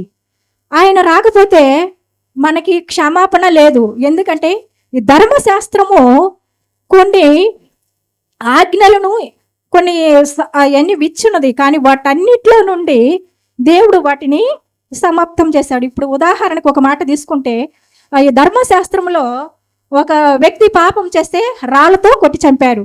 కంటికి కన్ను పంటికి పన్నని కొన్ని వాళ్ళకి ఏది ఎదుటి వారు ఏది కీడు చేస్తే అది మనం చెయ్యాలి. ఆ బానిసత్వం నుండి కూడా దేవుడు విడిపించాడు. మరి ఎఫెసీయులకు రాసిన పత్రిక 2వ అధ్యాయము 13వ వచనం నుండి నేనే చదువుతాను. ఆయన మునుపు దూరస్తులైన మీరు ఇప్పుడు క్రీస్తు యేసునందు క్రీస్తు రక్తము వలన సమీపస్తులనై ఉన్నారు. ఆయన మన సమాధానమై ఉండి మనకును మీకును నుండిన దేశమును అనగా విధి రూపకమైన ఆజ్ఞలను ధర్మశాస్త్రమును తన శరీరం ముందు కొట్టివేయట చేత మధ్య గోడను పడగొట్టి మన ఉపయోగములను ఏకపరచును. అది ఆయన సమస్తమును సమాప్తమైనదని చెప్పిన్నాడు. ఎందుకంటే ఒకప్పుడు మనము దూరస్తులము, దేవుని వెరగని వారము, యొక్క ధర్మశాస్త్రకి బానిసలము ఉన్నంటి వారిని మనముల బానిసత్వము నుండి దేవుడు విడిపించాడు. ఇంకా ఆయన ఏం చేశాడంటే రోమా 16:20 సమాధానకర్త యొక్క దేవుడు సాతానుడు మీ కాళ్ళ కింద శీఘ్రముగా చితకు తొక్కించును. ఆయన సిలువలో మరణించటము ద్వారా సాతానును వాడి అణచలేక సాతానును చితుకు తొక్కించాడు. అది ఎలాగంటే సాతాను మనపైన పెత్తనము చేయకుండా, మనల పాపానికి మరణానికి అప్పచెప్పకుండా వాటిపైన దేవుడు మనకి విజయాన్ని ఇచ్చాడు. ఇంకా ధర్మశాస్త్రము ఏమని చెప్తుందంటే, ధర్మశాస్త్రమునికి బానిసత్వాలన్నిటి నుండి కూడా ఆయన విడిపించేవాడు. ఎబ్రేలు రాసిన పత్రిక 10:3 వెలయనగా బెడ్ల యొక్కయో మేకల యొక్కయో రక్తము పాపములను విమోచించుట అసాధ్యము.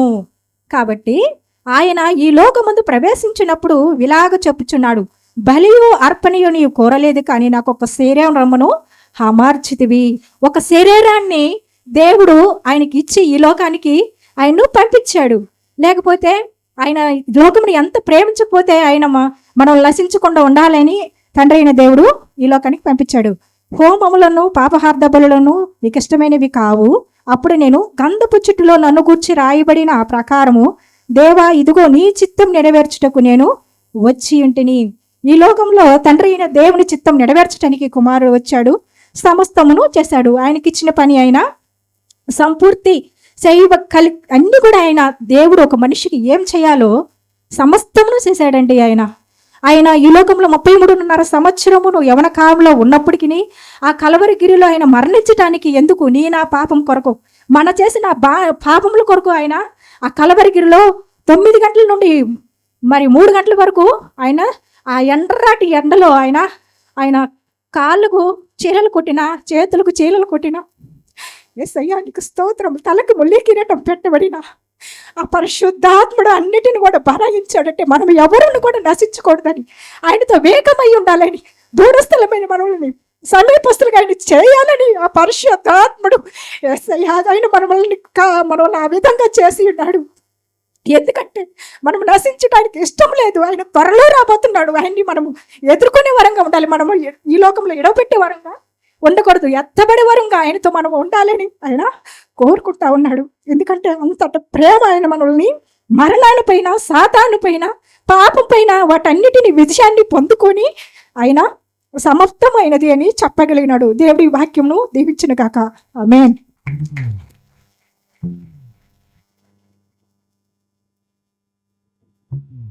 7వ మాటకు మనం వచ్చినాము. దానికి ముందుగా లావణ్య, హవీలా, రేచల్ పాట పాడాలని ఇష్టపడ్డారు కాబట్టి ఈ ఒక సమయాన్ని వాళ్ళ ముగ్గురికి ఇస్తున్నాను.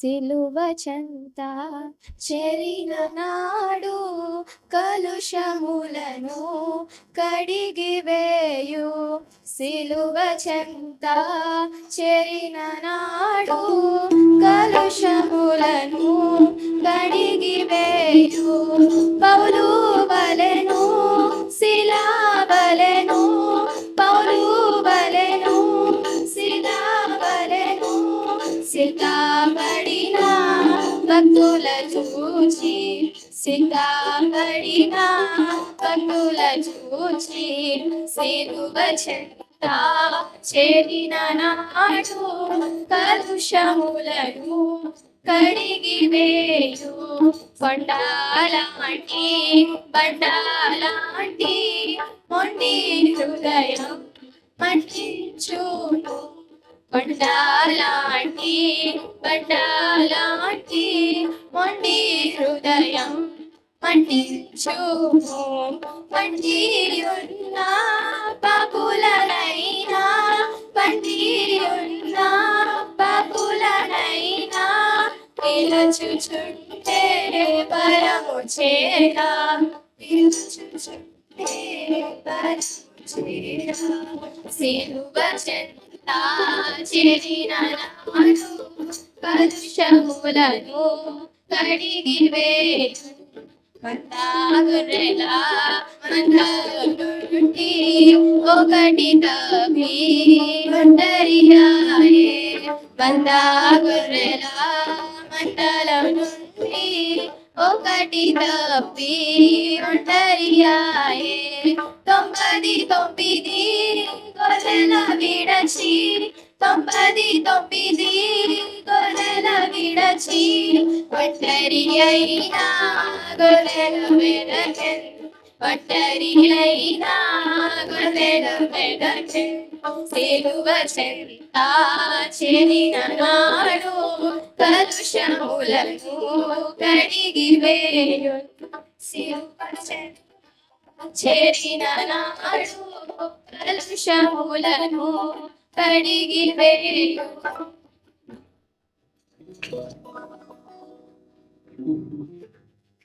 చివరి మాటకి మనం వచ్చున్నాము. లూకా సువార్త 23వ అధ్యాయము 46వ వచనం. లూకా సువార్త 23వ అధ్యాయము 46వ వచనం. మన మధ్యలో ఉన్నటువంటి బ్రదర్ పవన్ ముందుకు వచ్చి వాక్య భాగాన్ని చదివి వినిపించాల్సిందిగా అడుగుతున్నాను.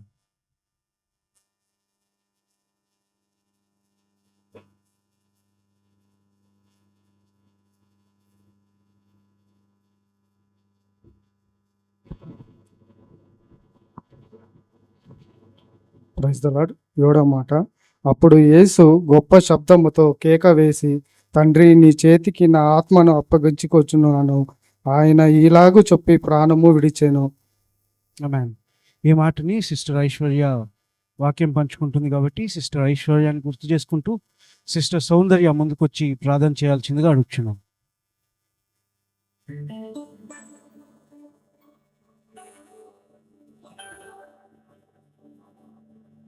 ప్రైజ్ ది లార్డ్ అందరికీ. పరిశుద్ధుడా, పరిశుద్ధుడా, మహోన్నతుడా, సర్వోన్నతుడా, సర్వాధికారి తండ్రి, నిన్న నేడు ఏకరీతి గుణ దేవా నీకే వందనాలు స్తోత్రాలు. ఆశ్చర్యకరుడా నీకే వందనాలు స్తోత్రాలు. ఘనమైన దేవా నీకే వందనాలు స్తోత్రాలు. తండ్రి, చెప్పబోయిన 6 మాటలతో మీరు తోడుగా ఉన్నారు. చెప్పే 7 మాటతో కూడా తండ్రి పరిశుద్ధ ఆత్మ ద్వారా తండ్రి ఆ బిడ్డకి నోటికి నోరుగా ఉండి మాట్లాడవలసిందిగా కోరుచున్నాను తండ్రి నాయన యేసయ్య. ఎక్కడ కూడా తండ్రి నాయన యేసయ్య ఎవరు కూడా నశించిపోకున్నట్లు తండ్రి నాయన నీ యొక్క ప్రేమను, అపారమైన ప్రేమను మా మీద చూపించారు తండ్రి నాయన యేసయ్య. మేము ఇచ్చి నీకు మేమేమిచ్చి నీ రుణం తీర్చుకోగలను తండ్రి నాయన యేసయ్య. ఒట్టివారు మట్టివారు పాపులం తండ్రి నాయన యేసయ్య. నీ యొక్క రక్తము పెట్టి విలువ పెట్టి కొన్నందుకు నీకే నా స్తోత్రాలు చెప్పుతున్నాను తండ్రి నాయన. వచ్చిన ప్రతి ఒక్క బిడ్డను పేరు పేరు జ్ఞాపకం చేసుకోండి తండ్రి నాయన యేసయ్య. అవును తండ్రి నాయన యేసయ్య. ఇంకెంతో మందిని తండ్రి నాయన యేసయ్య ఈ యొక్క రక్షణ అనుభవం దయచేయమని అడుగుతున్నాను తండ్రి నాయన. మా యొక్క రక్షణ మేము కాపాడుకుంటే భాగ్యాన్ని మాకు దయచేయమని అతి పరిశుద్ధులైన యేసుక్రీస్తు నామమున అడిగి వేడుకున్నాను తండ్రి. ఆమేన్. ఆమేన్. ఈ సమయాన్ని సిస్టర్ ఐశ్వర్యకి అప్పచెప్తున్నాను.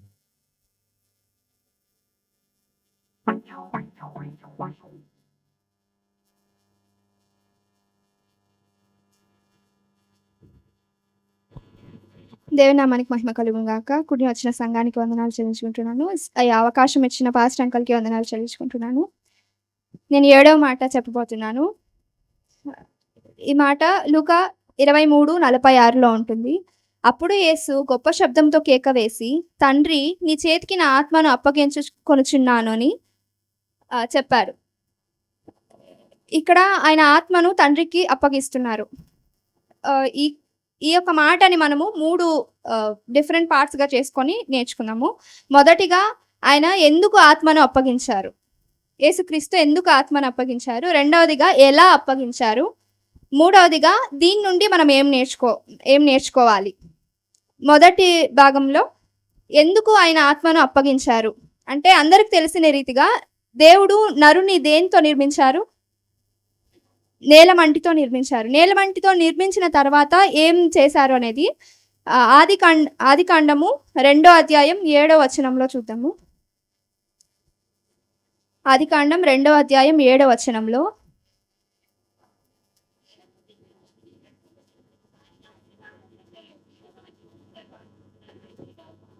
ఆమేన్. నాసికారంధ్రములో జీవవాయువును ఊదినప్పుడు నరుడు జీవాత్మ ఆయను అంట. జీవవాయు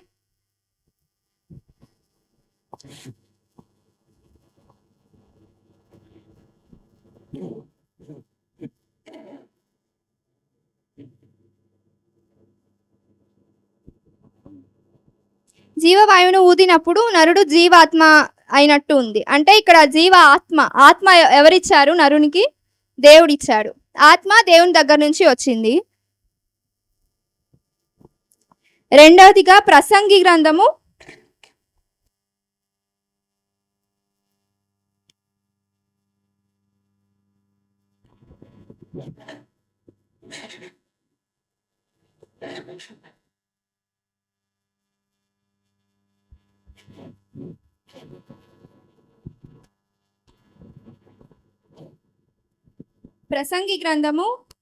12వ అధ్యాయం 7వ వచనంలో చూస్తే,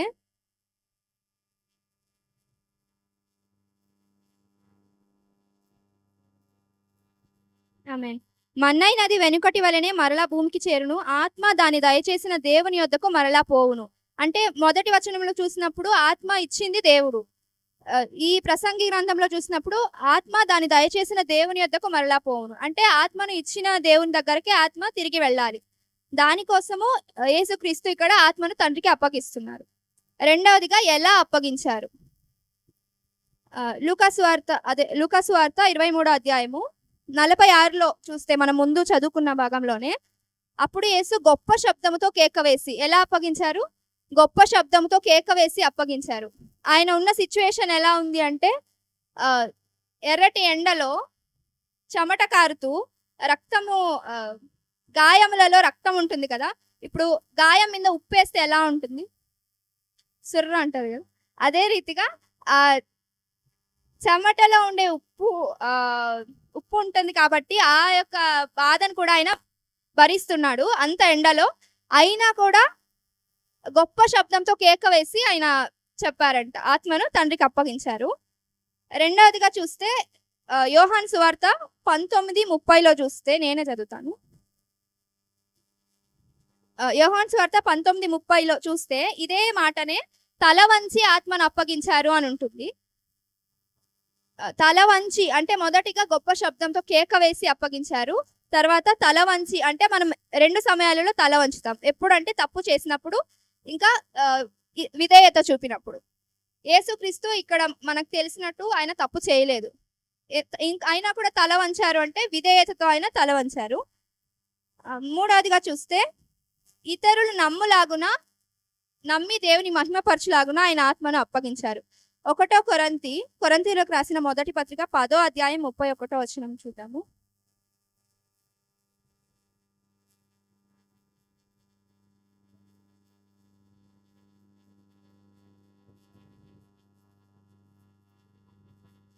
ఆమేన్.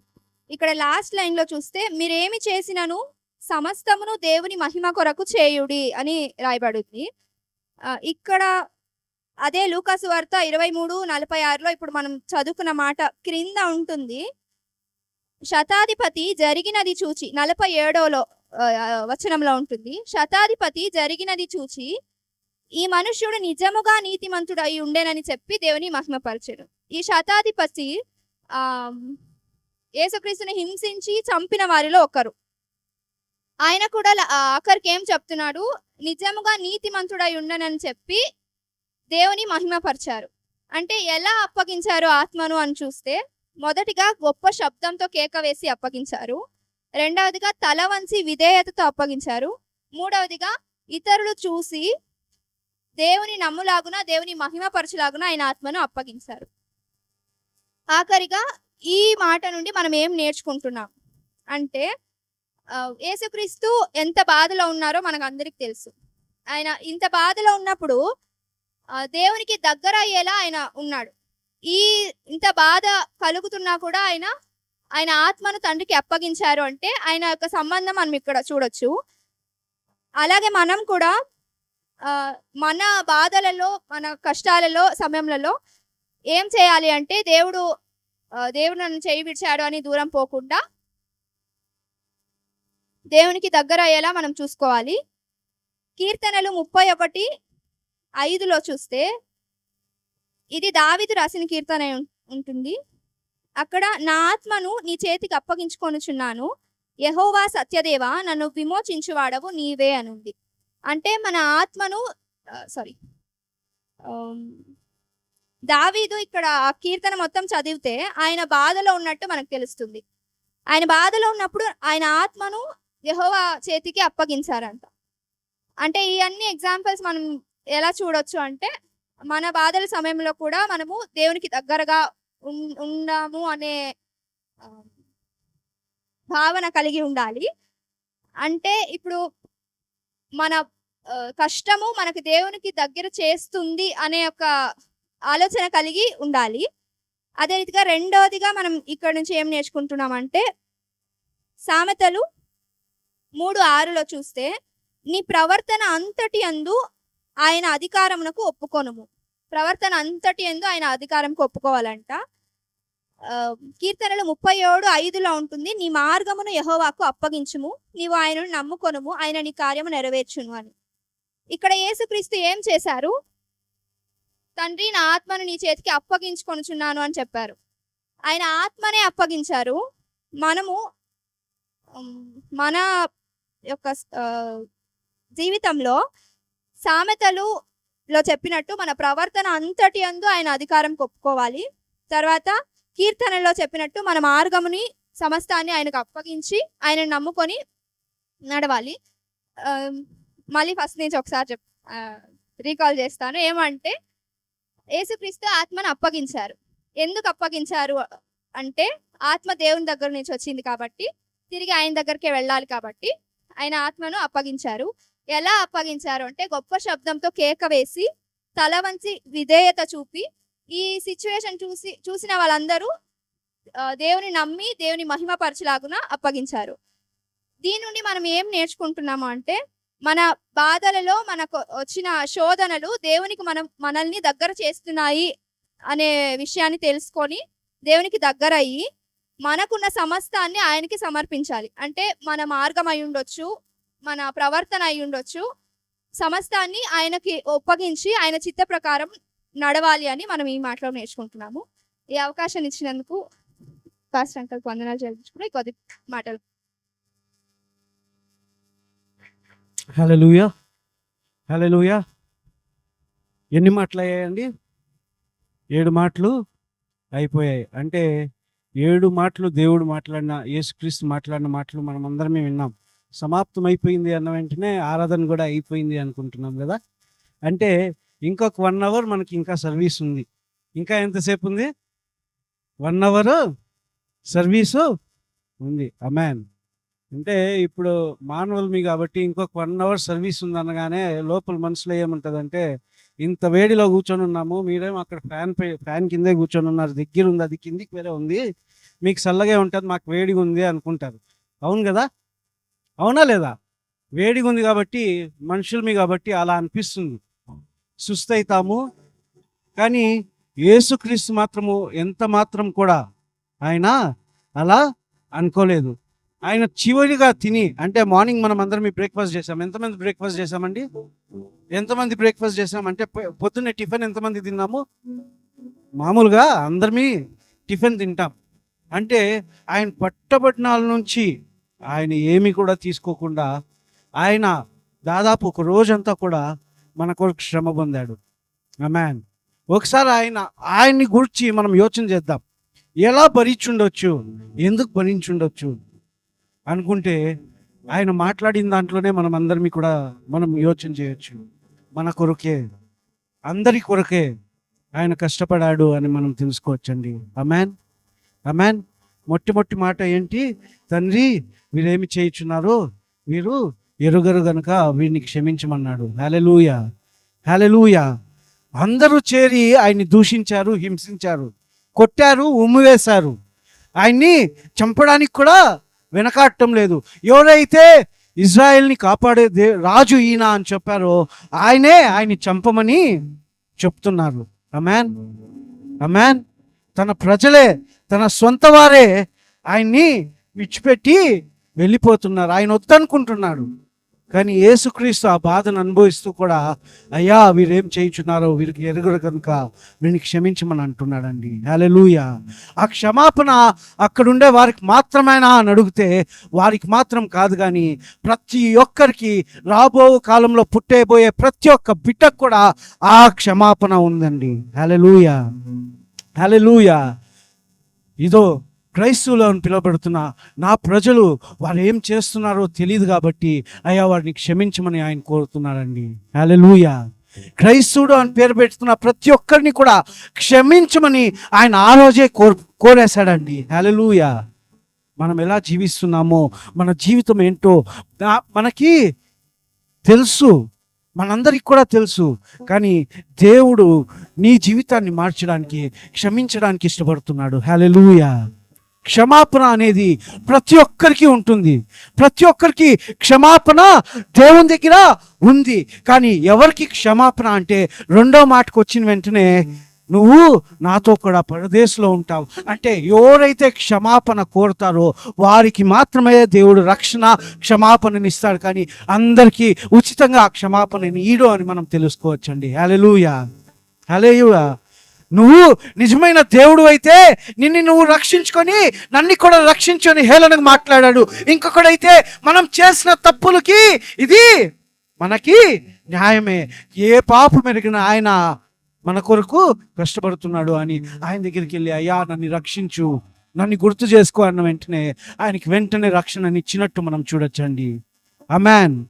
ఇన్ని రోజులు నీ జీవితం, మన జీవితం ఎలా అయితే ఉందో మనకి మాత్రమే తెలుసు, పక్కన వారికి తెలీదు. మన జీవితంలో ఎంత క్రోధం ఉందో, ఎంత పాపం ఉందో మనకు మాత్రమే తెలుసు, అది పక్కన వారికి తెలీదు. కానీ యేసుక్రీస్తు క్షమించడానికి ఇష్టపడుతున్నాడు. మొట్టమొదటిగా అంటున్నాడు, అయ్యా వీరేం చేయించున్నారు వారికి తెలీదు. సాతాను వాళ్ళ కన్నులను మూసేసింది, సాతాను ద్వారా వాడు రూల్ చేయబడుతున్నారు. నేను నీ కొరకు ప్రాణం ఇచ్చాను, నేను క్షమించడానికి ఇష్టపడుతున్నాను. నువ్వు నా కొరకు నీ జీవితాన్ని ఇవ్వగలిగితే, నిన్ను రక్షించడానికి, నిన్ను పరదేశంలో ఉంచడానికి, నీకు నిత్య జీవం ఇచ్చడానికి, నీకు క్షమాపణ ఇచ్చి నిన్ను నా యొక్క చోటుకి తీసుకొని వెళ్తానని దేవుడు మాట్లాడుతున్నాడండి. ఆమేన్, ఆమేన్. దేవుని పిల్లలుగా మనం ఉంటున్నప్పుడు మనకిచ్చిన బాధ్యతని మనం మరచిపోకూడదు.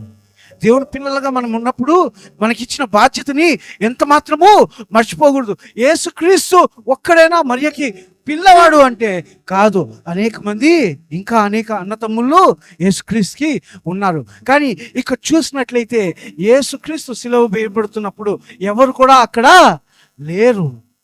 మరియా అక్కడ చూసి ఆమె దుఃఖిస్తుంది, నా బిడ్డ ఇలా అవుతుంది, నా బిడ్డ ఇలా బాధపడుతున్నాడు అని దుఃఖిస్తుంది. ఆమెను చూచి ఆయనకి ఇచ్చిన బాధ్యతని ఆయన ఎంత మాత్రమో ఆ దుఃఖంలో కూడా, ఆ బాధలో, ఆ నొప్పిలో కూడా ఆమెని మర్చిపోలేదు. ఇచ్చిన బాధ్యతని నెరవేర్చడానికి ఇష్టపడ్డాడు. యేసుక్రీస్తు ఏ ఒక్క మాటని కూడా, ఏ ఒక్క గ్రంథంని కూడా, ఏ ఒక్క కమాండ్ని కూడా ఆయన కొట్టివేయడానికి రాలేదు, కానీ ప్రతి ఒక్క కమాండ్ని నెరవేర్చడానికి ఆయన వచ్చాడండి. Amen. Amen. Honor thy father and thy mother అనే ఐదో ఆజ్ఞ ఉంటుంది. అలా వాళ్ళ తల్లిదండ్రులని సన్మానించాడు. వాళ్ళ తల్లి ఏమైపోతుందో అని దగ్గరగా ఉంటున్న తన స్నేహితుడైన యోహానికి బాధ్యతని అప్పచెప్పాడు.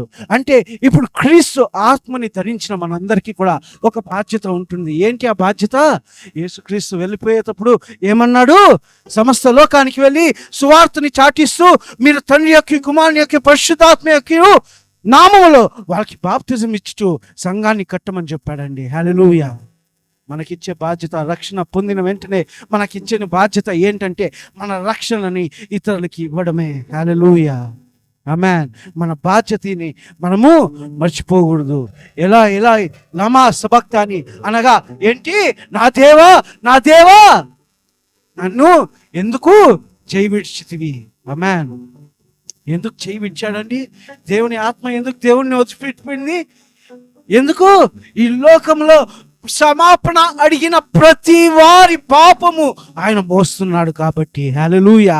పాపం ఎక్కడైతే ఉంటున్నదో అక్కడ దేవుని ఆత్మ ఉండడానికి సాధ్యము కాదు.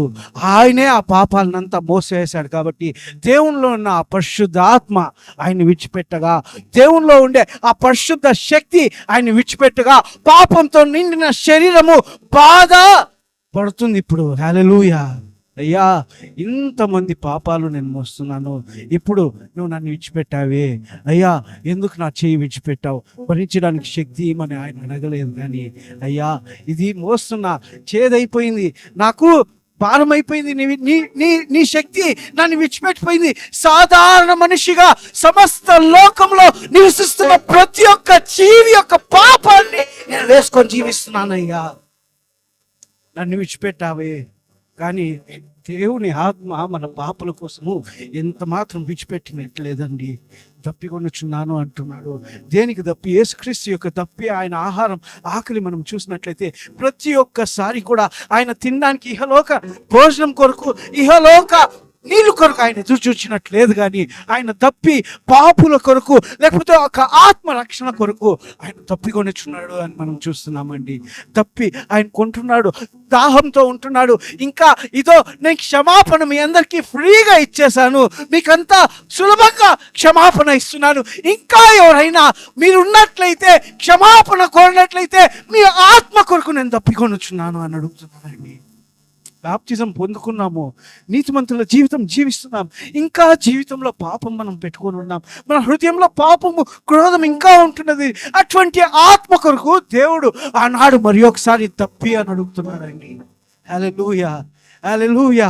ప్రతి ఒక్కరికి రక్షణ ఇచ్చేశాడు, ప్రతి ఒక్కరికి రక్షణ ఇచ్చేశాడు. కానీ ఆ క్షమాపణ పొందుకునే ఆత్మల కోసము ఇదిగో అయ్యా తప్పికొనిచున్నాను అంటున్నాడు. నెక్స్ట్ చూడగా చేతు చిరకని ఆయనకి అందించారండి. ఆమేన్. అంటే రక్షణ మనందరికీ ఇచ్చేశాడు కదా. 2026 సంవత్సరాల క్రితమే రక్షణ ప్రతి ఒక్కరికి ఇచ్చేశాడు కదా. రక్షణ ఇచ్చినప్పుడు ఇంకా ఇదో అయ్యా నీ జీవితం నాకు కావాలి, నీ హృదయంలో చోటు నాకు కావాలి. ఎన్నో గుడ్ ఫ్రైడే రోజులు, ఈ రోజులంతా కూడా నా గురించి నేర్చుకుంటున్నారు, ఇంకా ఎందుకు పాప జీవితంలో ఉంటున్నారు? ఇదో నేను తప్పి అని అడిగితే నీ పరిశుద్ధమైన హృదయాన్ని నాకు ఇవ్వకోకుండా ఇంకా లోకానుసారమైన జీవితంలో జీవిస్తూ ఇంకా చేదు చిరకగానే ఒక చేదైన జీవితంగా నువ్వు ఉంటున్నావే, నాకు ఎప్పుడయ్యా నా తప్పికను తీరుస్తావని దేవుడు అడుగుతున్నాడండి. హల్లెలూయా, హల్లెలూయా. కానీ ఎవరైతే ఆ రక్షణని ఇచ్చాడో, ఎవరైతే రక్షణని అందుకున్నారో, ఎవరైతే దేవుని క్షమాపణని అందుకున్నారో వాళ్ళకందరికి కూడా నిత్య జీవాన్ని దేవుడు ఏర్పాటు చేసేసాడు, వాళ్ళందరినీ కూడా కనేశాడండి. హల్లెలూయా. రక్షణ అనేది అందరికీ కాదు, ఎవరైతే కోరుతారో వారికి మాత్రమే దేవుడు రక్షణని దయచేస్తాడండి. కోరిన ప్రాణాన్ని తృప్తిపరిచేవాడు మన దేవుడు. హల్లెలూయా. ఎవరైనా ఈ సమయంలో మీరు ఆశపడినట్లయితే ఇదో దేవా నీ యొక్క తప్పిని తీర్చడానికి నేను ఇష్టపడుతున్నాను అయ్యా, నీ తప్పిని తీర్చడానికి చేదైన జీవితాన్ని కాకోకుండా దేవా నీ యొక్క తప్పిని తీర్చే ఒక తృప్తికరమైన ఒక ఆత్మగా నేను రక్షణ పొందడానికి ఇష్టపడుతున్నాను అని ముందుకు వచ్చినట్లయితే దేవుడు చెప్తున్నాడు సమాప్తమైనది అని. ఆయన అనుకున్నదంతా కూడా చేయడానికి ఆయన ఇష్టపడ్డాడు కాబట్టి సమాప్తమైనది అనేసి ప్రతి ఒక్కరిని రక్షించి ఆయనకి ఇచ్చిన ఆ చిత్తాన్ని ఆయన నెరవేర్చాడు కాబట్టి, ఆయనకి ఇచ్చిన ఆజ్ఞని ఆయన నెరవేర్చాడు కాబట్టి ఆయన ఎలా అరిచాడంట? మెల్లిగన్నాడా గట్టిగా అయ్యా సమాప్తమైనది అని గట్టిగా అరిచాడంట. హల్లెలూయా, హల్లెలూయా. అంటే సాతానుడు ఎంత ప్రయత్నించినప్పటికీ కూడా, సాతానుడు ఎంత మిమ్మల్ని దొంగలించాలనుకున్నప్పటికీ కూడా, సాతానుడు ఈ లోకాన్ని ఏలాలనుకున్నప్పటికీ కూడా పాపం లేని జీవితాన్ని నేను జీవించగలను, నా పేరు పెట్టిన ప్రతి ఒక్కరు కూడా అలా జీవించగలను, ఒక మానవుడు పాపం లేకుండా జీవించగలడు అని ఆయన చూపి ముగించాడండి. హల్లెలూయా. ఆయన అనుకున్నవన్నీ కూడా చేసిన తర్వాత చివరిగా ఏం చేశాడండి? చివరి మాట ఏమి? తండ్రి నీ చేతికి నా ఆత్మను అప్పగించుచున్నాను అని తల వంచి శిరస్సు వంచి ఆయన ప్రాణం ఇచ్చినట్టు మనం అందరినీ కూడా చూడొచ్చండి. హల్లెలూయా, హల్లెలూయా. మొట్టమొదటిగా మనం గుర్తు చేసుకోవాల్సినది ఏంటంటే, నా ఆత్మ ఎక్కడి నుంచి వచ్చిందంటే, నా ప్రాణము నా శరీరంలోకి ఎలా వచ్చిందంటే దేవుని ద్వారా మాత్రమే. హల్లెలూయా. ఆయన పర్మిషన్ ఇస్తే నాకు ఈ శరీరం వచ్చింది, నా ఆత్మ ఈ లోకానికి వచ్చింది. మనమందరం కూడా ఒక ఉద్దేశంతో ఈ లోకంలో బతికి ఉన్నామండి. హల్లెలూయా, హల్లెలూయా.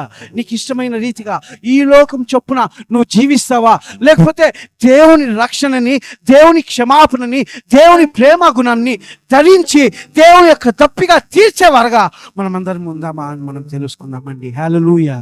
మనమందరం కూడా మనకిచ్చిన బాధ్యతని మనమందరం కూడా నెరవేరుస్తూ ఈ యొక్క గుడ్ ఫ్రైడే రోజు దేవుడు మన కొరకు ఏ శ్రమ అయితే అనుభవించాడో ఆ శ్రమల్ని గుర్తు చేసుకుంటూ, దేవుడు ఈ శ్రమ నా కొరకు మాత్రమే చేశాడు, ఇతరుల కొరకు కాదు అని తెలుసుకుంటూ, మన సొంతగా మనం యోచన చేస్తూ నా హృదయాన్ని దేవునికి సరి సమానంగా పెట్టుకుంటూ దేవుని దగ్గరికి మనం విజ్ఞాపన చేద్దాం. అయ్యా, నా జీవితాన్ని మార్చు, అయ్యా నీ రక్షణని నాకు ఇవ్వు, నీ యొక్క ఆ క్షమాపణ నాకు కావాలి, నీ యొక్క రక్షణ నాకు కావాలి, నీకు ఇష్టమైన బిడ్డగా నేను ఉండాలి అని మనందరినీ కూడా తెలుసుకుందామండి.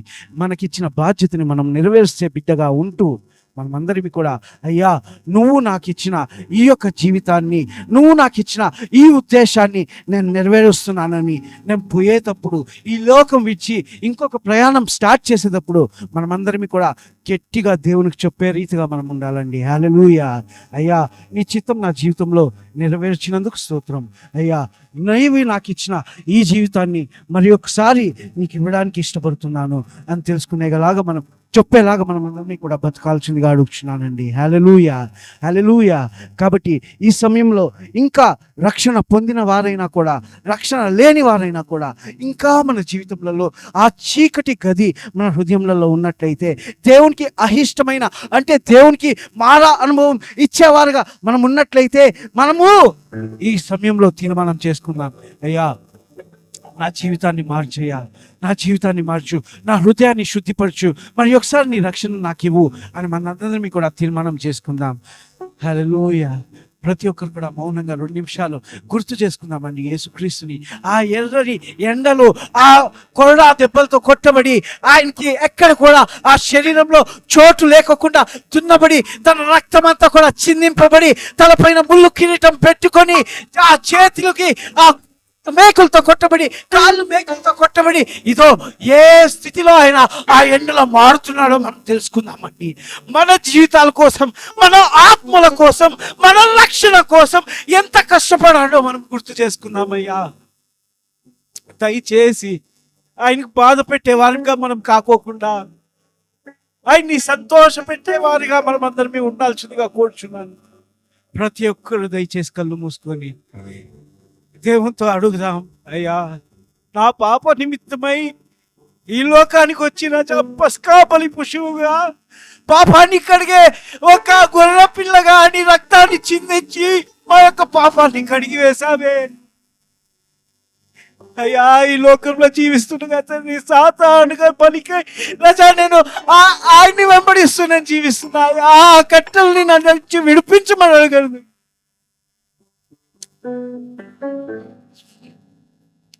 దేవా, నీ కొరకు మేమందరినీ కూడా జీవించడానికి రాజా మీరు సాయం చేయమని అడుగుతున్నాం. అయ్యా, నీ ఆత్మని విడుదల చేసి నీ క్షమాపణ మా పైకి ఉంచి తండ్రి, నీ రక్తం ద్వారా మమ్మల్ని అందరినీ కూడా రాజా కడిగి వేసి తండ్రి రక్షక, నీకు ఇష్టమైన రీతిగా మమ్మల్ని వాడుకోమని అడుగుతున్నాం. హల్లెలూయా. We praise you. కొద్దిసేపు మౌనంగా మనసులో మనం దేవునితో మాట్లాడదాం. అయ్యా, ఇదోనయ్యా ఈ సమయంలో రజా నీ కొరకు రజా నేను ఉండడానికి ఇష్టపడుతున్నాను. నా జీవితం ద్వారా రజా నీ దప్పిని తీర్చుకోమని మనం చెప్తాం. అయ్యా, నీకు ఇష్టమైన బిడ్డగా నేను ఉండడానికి రజా నన్ను వాడుకోమని మనం చెప్తాం. మనం ఒక్కసారి మన ఆత్మని ఆయన చేతికి ఇచ్చినట్లయితే, ఒక్కసారి మన జీవితాన్ని ఆయన చేతికి ఇచ్చినట్లయితే, ఇన్ని దినాలు మన పాపాలు ఏమైతే ఉన్నదో వాటిని అన్నింటినీ కూడా కడిగి వేస్తాడండి. మనకు మరి ఒకసారి రక్షణ ఇవ్వడానికి ఇష్టపడుతున్నాడండి. కాబట్టి ఈ సమయంలో అందరికీ కూడా మౌనంగా దేవుని దగ్గర విజ్ఞాపన చేద్దాం. నా జీవితాన్ని ముట్టయ్యా, నా జీవితాన్ని పట్టుకోమయ్యా, నా జీవితాన్ని మరి ఒకసారి శుద్ధిపరిచయ్యా అని మనం అడుగుదామండి. హల్లెలూయా, హల్లెలూయా. చేతితో నన్ను పట్టుకో, నీదు ఆత్మతో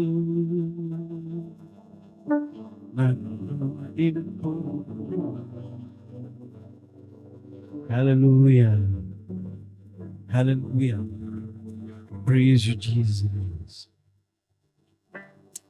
శీలను నేను అనుదినము నన్ను చేకు చేతి, శీలను నేను అనుదినము నన్ను చేకు.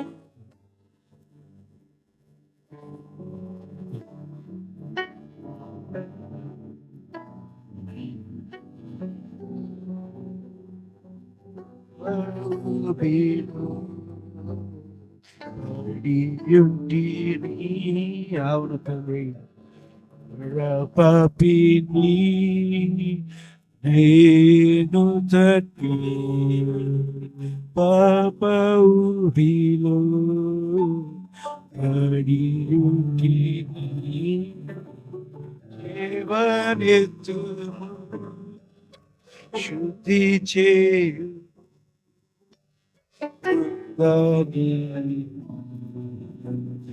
ಇದು ಪ್ರೇಮ ದೇವನೇ ತುಮು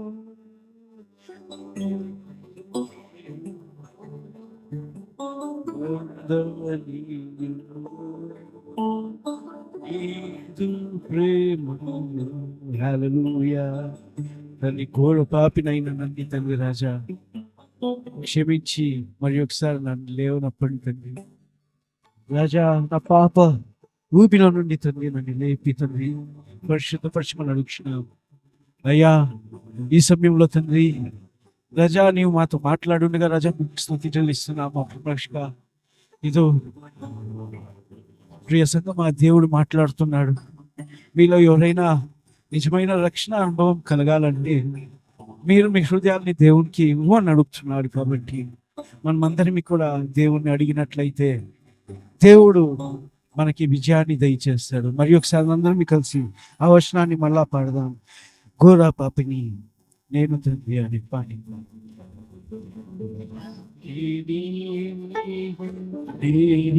తండ్రి పాపవు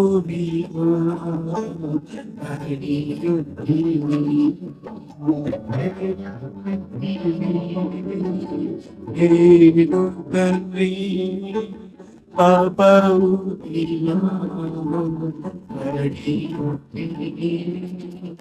దేవనెత్తుము శుద్ధి చేయుము నీదు ప్రేమ దేవనెత్తుము చేయుము నీదు ప్రేమ చేతిలో నన్ను పట్టుకో నీదు ఆత్మతో నన్ను నడుపు శిల్పి చేతిలో శిలను నేను నాదుక్ష నన్ను చేకు శిల్పి చేతిలో శిలను నేను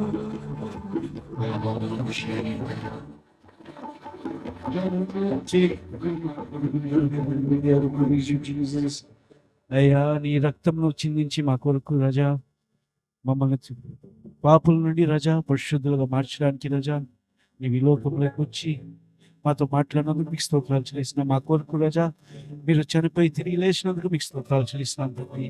రజా మీ పరిశుద్ధాత్మని మా పైన ఉంచి తండ్రి, మీ పరిశుద్ధాత్మని మాతో ఉంచి తండ్రి రక్షక మమ్మల్ని నడిపిస్తున్న విధానాన్ని బట్టి మీకు స్తోత్రాలు చెల్లిస్తున్నాం తండ్రి. ఈనాడు తండ్రి 7 మాటలని రజా పంచుకున్న ప్రతి ఒక్క బిడ్డకి రజా మీరు గుర్తు చేసుకోమని అడుగుతున్నాం తండ్రి. ఇంకా ధైర్యం దయచేయమని అడుగుతున్నాం మా ప్రభు రక్షక. వచ్చిన ప్రతి ఒక్కరు కూడా తండ్రి రక్షక మీ కొరకు వాడబడలాగిన రజా మీరు చెక్కాల్సిందిగా అడుగుతున్నాం మా ప్రభు తండ్రి, సిద్ధపరచాల్సిందిగా అడుగుతున్నాం మా ప్రభు రక్షక. అవును తండ్రి, ప్రతి ఒక్కరిని కూడా రజా పేరు వరుసన రజా మీరు ఆశీర్వదించమని అడుగుతున్నాం మా ప్రభు తండ్రి. ప్రత్యేకంగా తండ్రి ఈనాడు రజా రక్షణ కోసం తండ్రి ఎవరైనా ఎదురు చూచుంటే తండ్రి రక్షక వాళ్ళని రజా మీరు రక్షించమని అడుగుతున్నాం తండ్రి. వాళ్ళని ప్రత్యేకంగా గుర్తుపెట్టుకొని తండ్రి రజా నీ దైవ